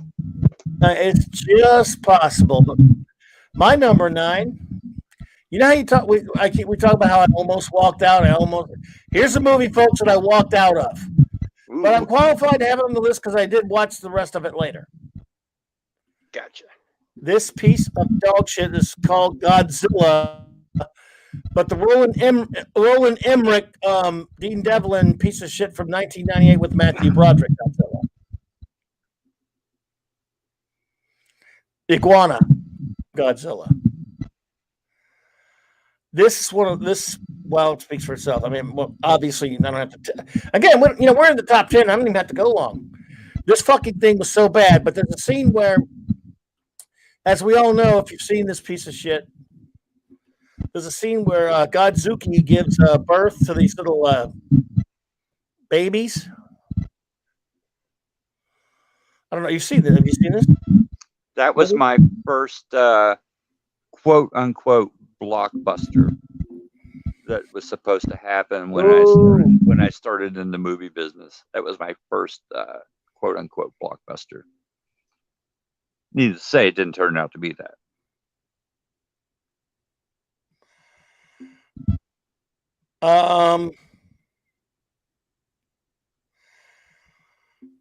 Let's see here. What year was it? 98? Yeah, I keep forgetting that. I'm trying to think here. Okay, now I remember. So it gives birth to these little babies, right? Sorry, I was having trouble with my stupid StreamYards there. It gives birth to these fucking babies, and they're running around in this Coliseum or whatever, and they open a door, and all these little babies, these Godzilla babies, are playing around in there like they look like there's something out of Gremlins. And one of my three friends that were there, he said, "Fuck this shit," and he started walking. And Mother said, "Yeah," I said, "Yeah, fuck it." I got up and followed him out. One of my friends, he walked out after me. And then he stuck his head back and started the Godzilla yell, "Ah!" Whenever we were loud in the theater that we left. And that was it, man. I couldn't take it anymore. Later, I went and watched the end of it. So now I could put it on this list. It was a year or two later, whatever it was, on cable or some kind of horse hockey. And it's just a piece of dog shit. This is not Godzilla. So, Iguanazilla. Let's get you a surprise going here. Flash is number 8.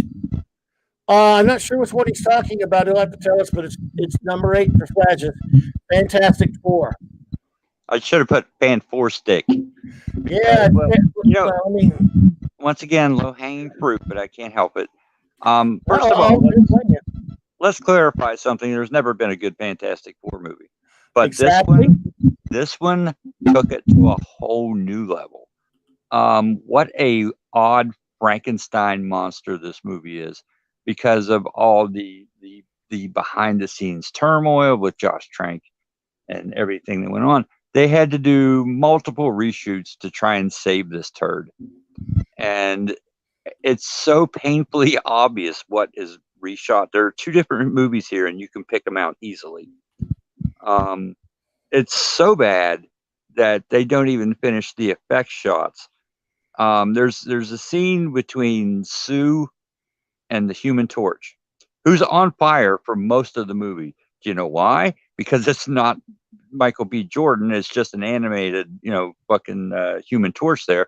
They don't have the actor there, so it's like, well, we just have him constantly on fire, even when he's just standing around talking. So they're standing in a dark room. He's fully engulfed in flames, and the room's still dark. And I'm like, is nobody trying to at least go the extra fucking mile here and maybe light the room, seeing how there's a human bonfire standing here? The movie makes absolutely no fucking sense. Like I said, it's painfully obvious this is just some Frankenstein monster of a movie. It's just stitched together. It basically takes the names of the characters and runs with it, because nobody acts the way they should. Everybody's completely out of character. These characters have nothing to do with the characters that were in the comic book, except in name only. And it pisses me off, because once again, this was just another move to keep the license, and that's all it was. And every second of that film shows it.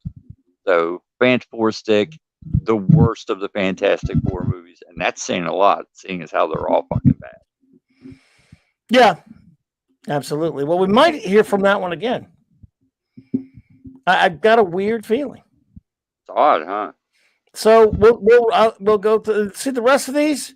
They don't need another explanation, folks. So I know, because it's late and everything, I'll go quick with them. My number 8 is a masterpiece. Not really. It's a piece of garbage. But now we're getting into some controversy territory, because some people like these things. It's called Batman versus Superman. And you know me about that kind of stuff. Um,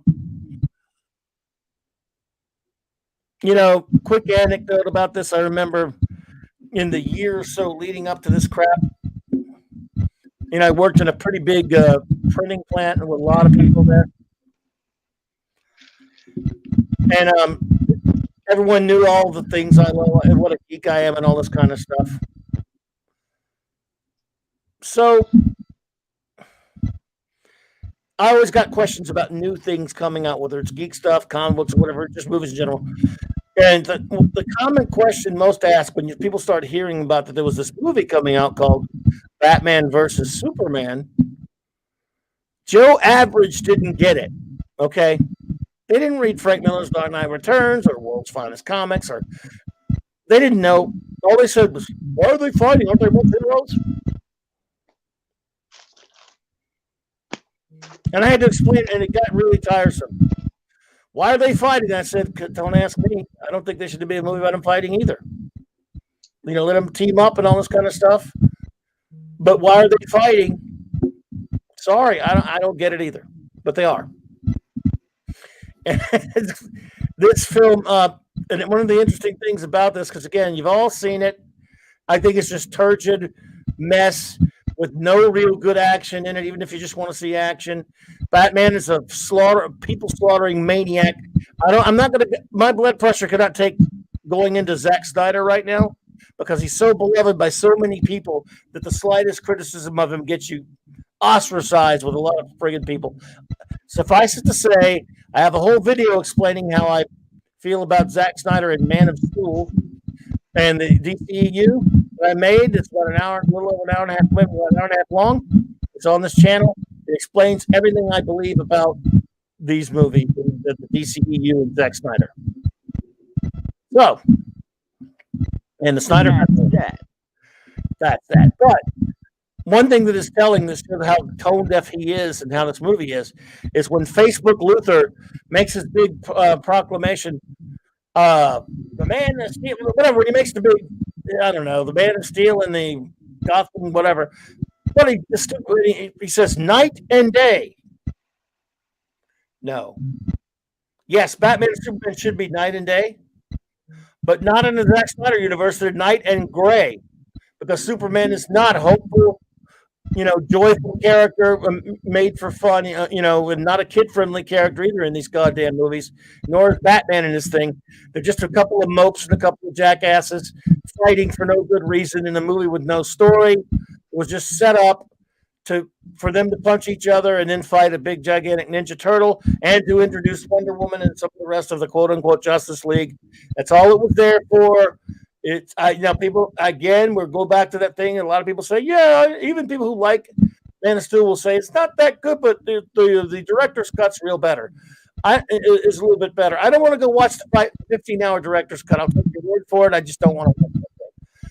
Because one of the most horrific, stupid-ass things I've ever seen in my life is when Superman is standing in that courtroom and it blows up and he's just standing there. Okay, you want to do that? You're just not doing a Superman movie.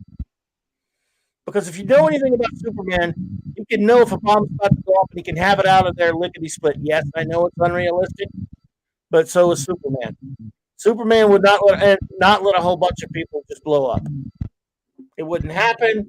And he's not the real Superman because he's smart and he's powerful. But, of course, this one, it blows up, and then he's standing there when the debris clears. He's like, wow, I guess it sucks to be you guys, I guess.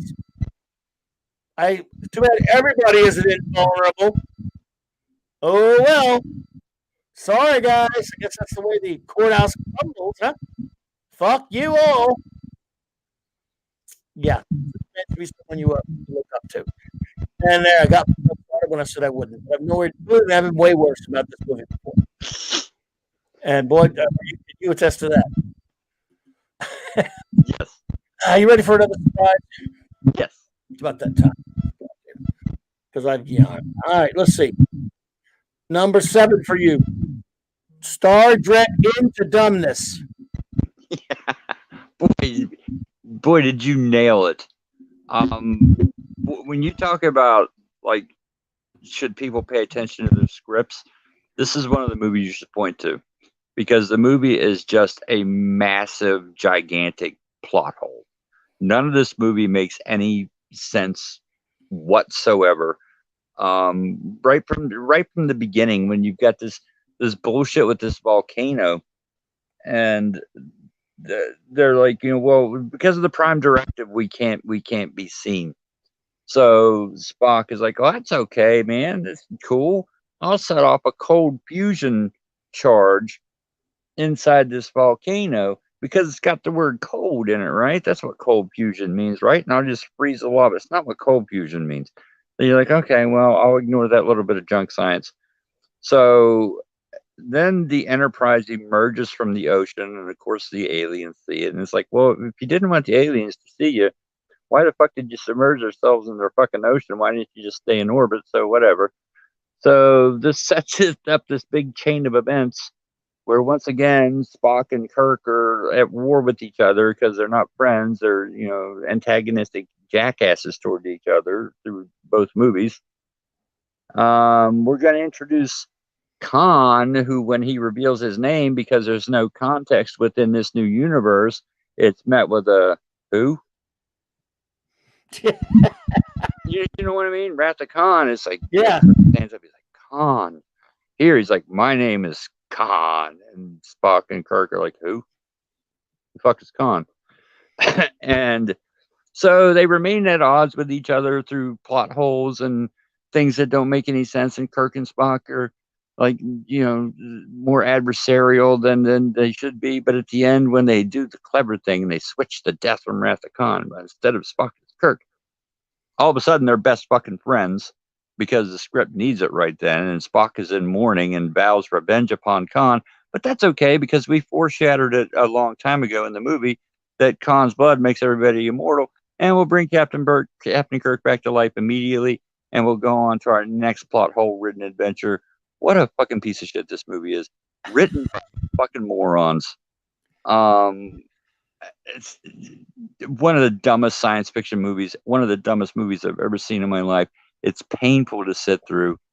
Yeah, into dumbness. Boy, you nailed that. I've always called it that. I just hate the first one more. Oh, I hate the second one more. I know, but the second one pissed off all the idiots who were defending the first one. Yeah, the first one's bad, but this one takes stupidity to a whole new level. No, yeah. I mean, I get that. It is. The Wrath of who? Dumb. It's stupid, but it's what everybody deserved for defending the first one. Yeah. My number 7 is Captain Marvel. I don't know if you've seen this one. I have not.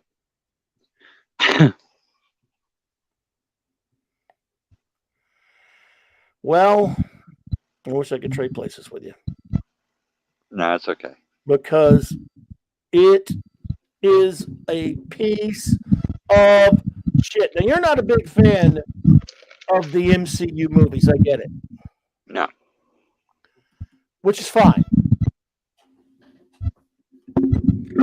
But there's bad in this. I mean, there's, this piece of crap. I won't go too far into it. I've torn it to pieces a number of times on the show. And it's nothing. Look, Brie Larson is a piece of wood and all that stuff, but she said some nasty crap. But I'm not even talking about that. Let's just talk the movie, okay? All this, and you can just cut to the chase here. It has no story. She has no story arc. She's a piece of wood. She's completely empty. And they destroy the character of the MCU Nick Fury. They destroyed the Skrulls. She's OP. Again, the movie, she's just a nasty piece of work, and the movie's a nasty piece of work because it was there for an agenda. I still don't believe it made $1 billion. I believe that's kind of forced or whatever. But this is objectively, in every single sense of the word, a piece of garbage because it has no good characterizations. And screw them for having a neck baiting as Marvel, quote unquote. Screw them for what they did to the Skrulls. Fuck you, MCU. This was the beginning of the end, pretty much, probably for the MCU. Certainly for me. And let's get you your surprise now. Flash's number. Flash's number 6 is a movie he's completely wrong about, everyone, once again. So I'm going to be beating him up later. Just kidding. I can't believe this because I didn't think you saw it all. Captain America: Civil War, folks. I don't make the news. I just report it. Yeah, eventually, well, but here's the thing. I walked out of this. I left the theater. You know this. I'm like, after the airport scene, I was like, I really don't give a fiddler's fuck how this movie ends. You already got my movie. You already got my money. I'm leaving. But I did eventually, catch, and it didn't improve it for me. I've discussed this before. It's a movie that just relies on extreme coincidences to make the story work. This to work for this to work, and it's just we have to make sure that there's a camera out in the middle of the woods that will catch this murder that will come back to play in later. Now those are like little minor, writing flaws, whatever. Does that make a movie horrible? No, but it certainly doesn't help it. And I just did not find the argument between the two sides about the whatever the hell it is, but it's Sokovia Accords or something. I just didn't find it interesting. I found it way too black and way too white on each side.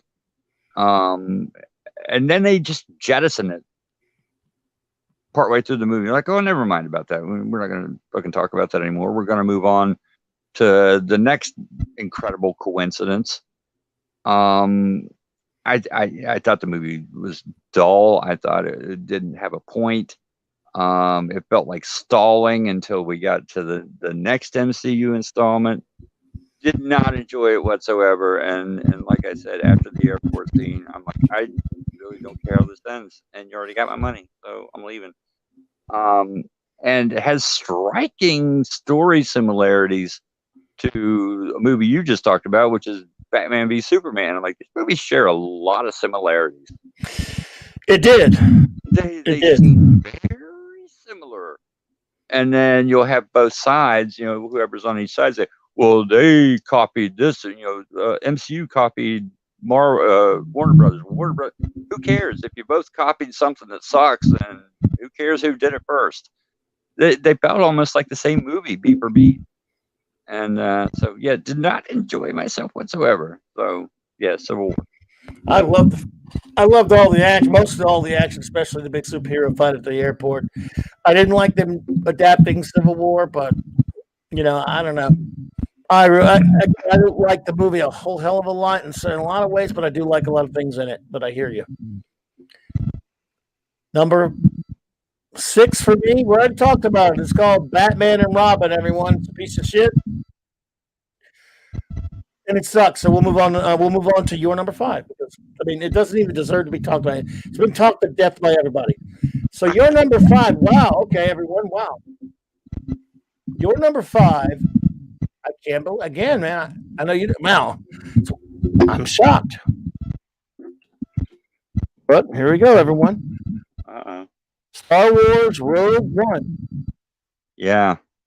Is number 5 for Flash. I like okay, that was all right. Once again, it falls back to the aliens thing. It's every fucking stock cartoon war character you can think of, just thrown into this. They take a line from Star Wars that these plans were stolen by, and you're like, okay, hey, let's take 2 fucking hours to show how that. I don't care how it happened. I honestly don't. I really don't give a flying fuck. I just think the movie's boring, full of uninteresting characters that I don't care about any of them, not a single one of them. I don't care if they all die, which they do. But I didn't care about anybody in this movie. Not a single person was I invested in. And for me, it's the shortest Star Wars movie in history because the only scene that I'll watch over and over again is the Darth Vader scene at the end, which is amazing. That's amazing. The rest of the movie, pointless. boring, full of boring characters. Did not like it at all. Highly disappointed. I guess I like the robot. I know that's not supposed to like a robot better than people. I kind of like the blind Jedi guy. I like the big war, the big battle scene in the last like 20 minutes or so like that. But no, I can't really indulge you too much. Disney. But here's my problem, which was kind of illustrated by what you said. I liked that guy and that guy. I don't remember any of these people. There's the blind guy, and there's this guy, and there's this girl, and I didn't find a single one of them interesting.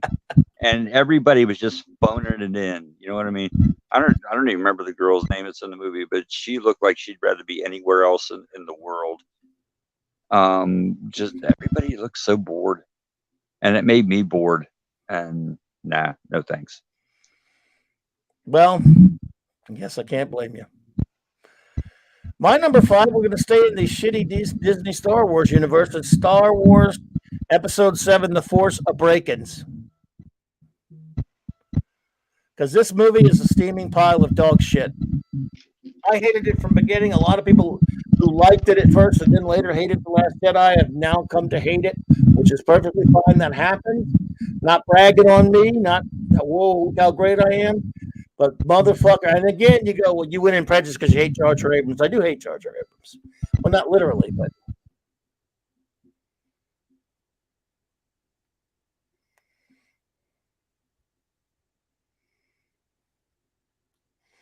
You there? Yep.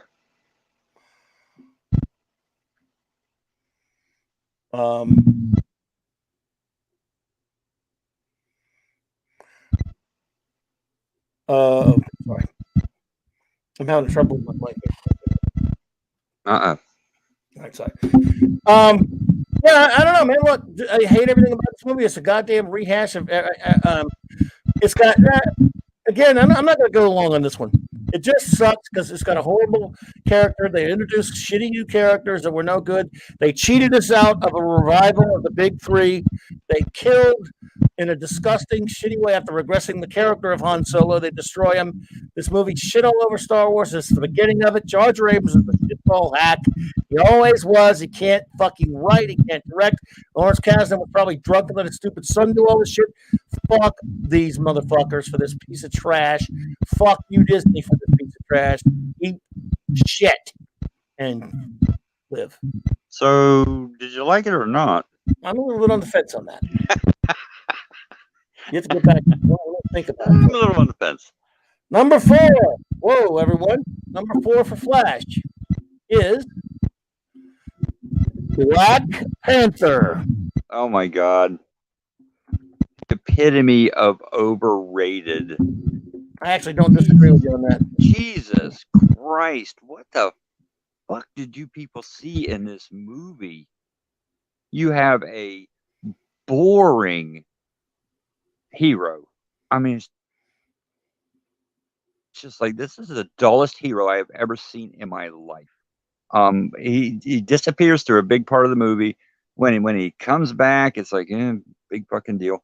The villain gets praise. He ranged from boring to over the top, and when I say over the top, I mean way over the top. The performance. Michael B. Jordan's a good actor, but he's very sporadic in this movie. He goes from kind of this mumbly, like really dull guy to this, this mustache twirling villain within seconds.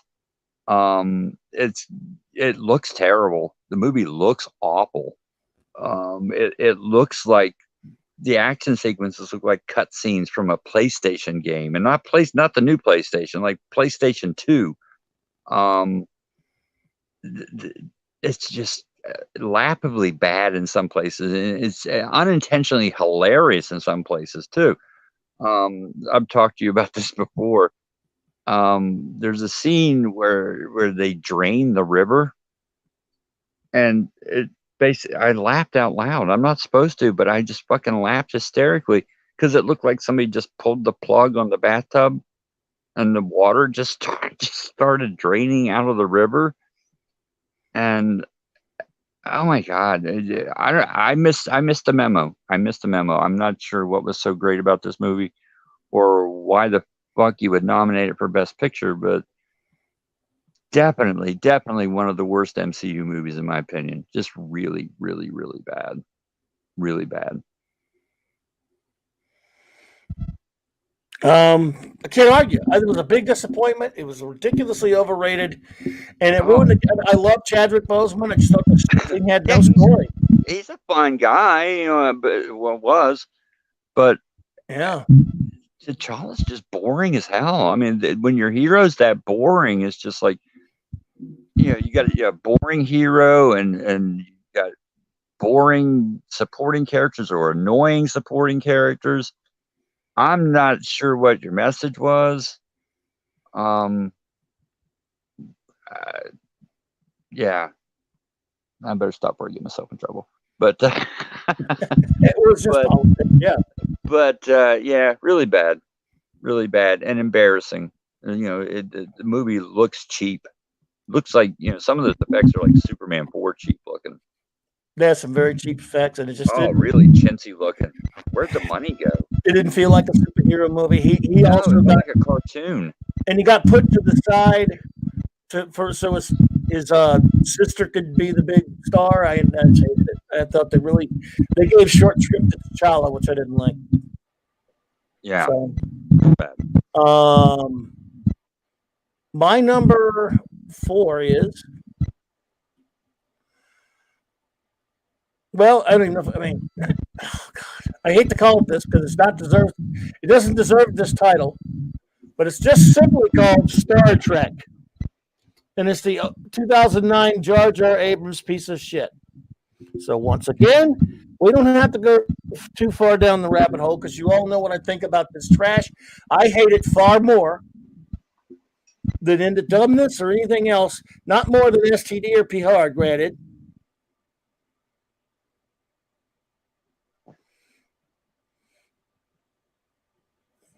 Not, you know,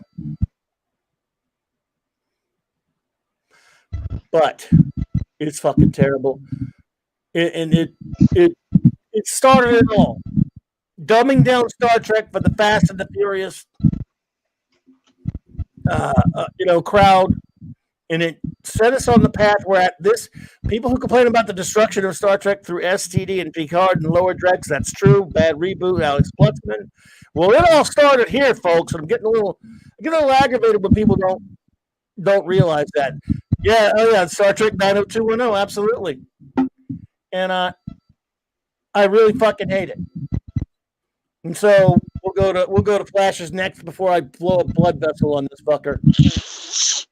Because you've heard me scream about this one too many times, man.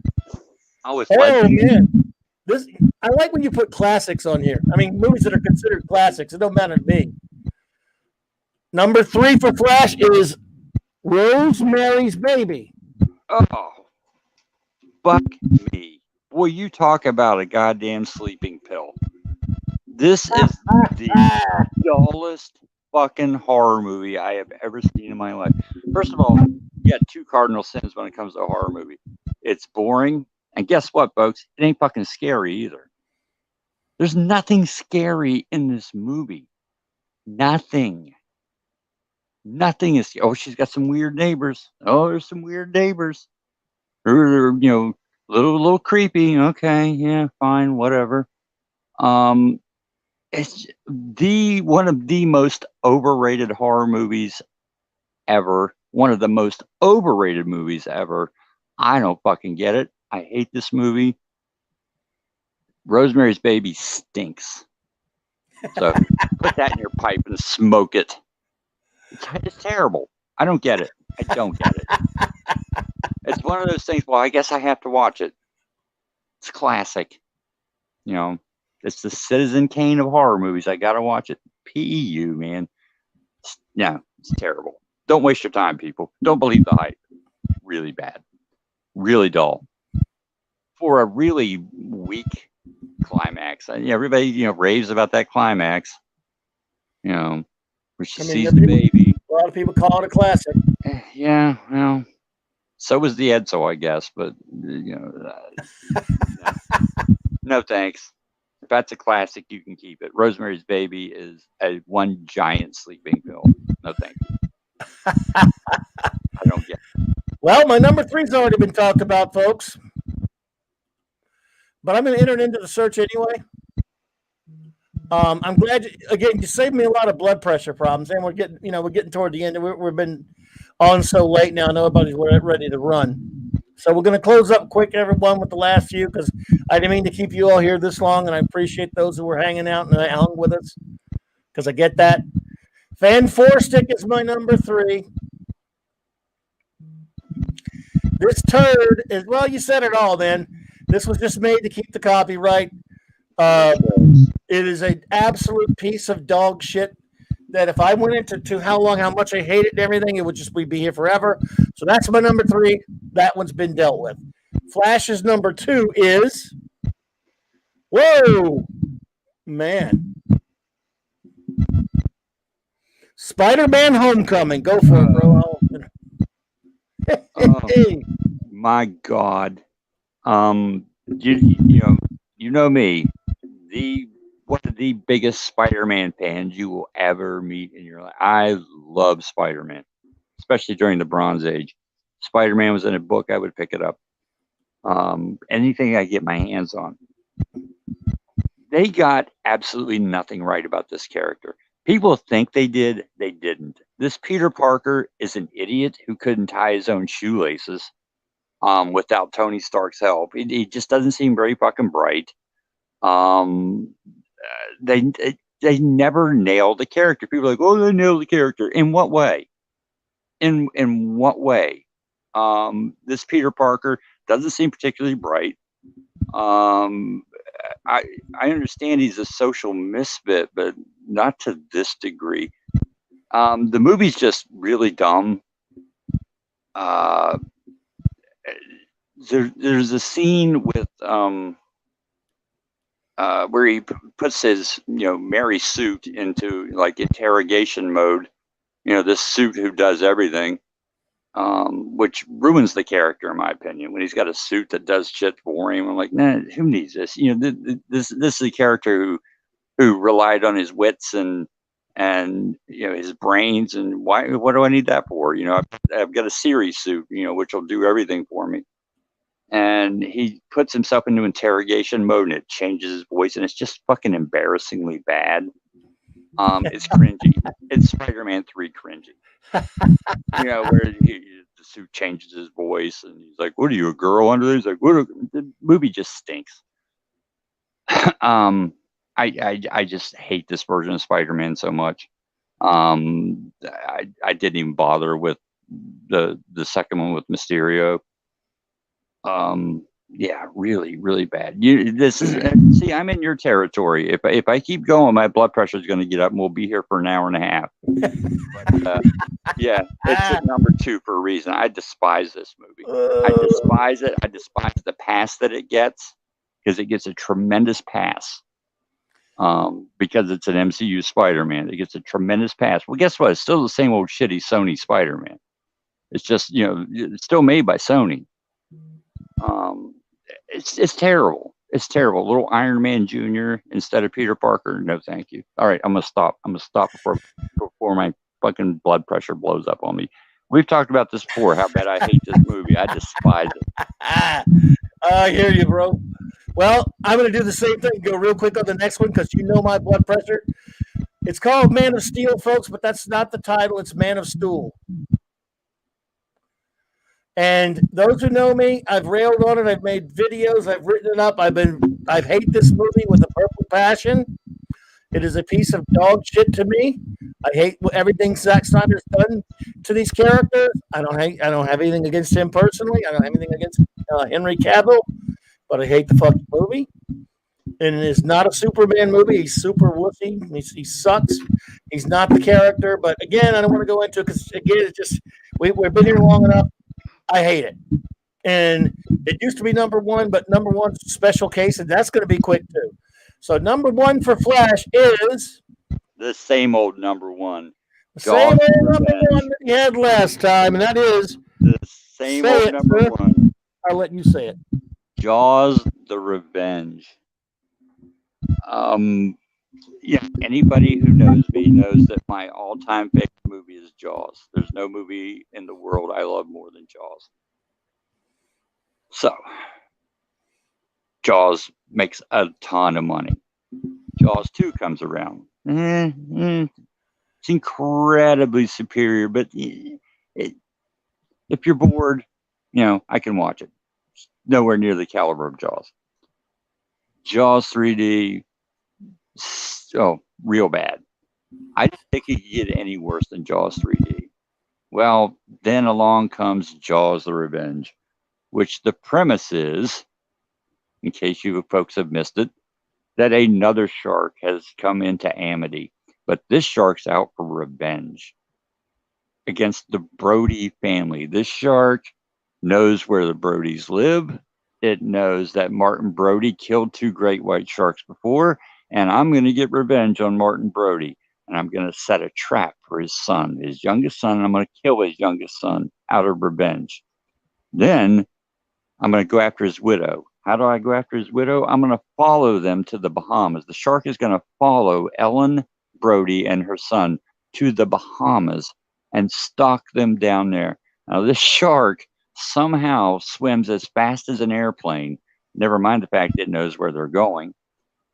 Swims as fast as an airplane and meets them in the Bahamas for a final showdown between the shark seeking revenge and Ellen Brody seeking revenge, hence the title, where the shark roars like a dinosaur in its final battle with Ellen Brody.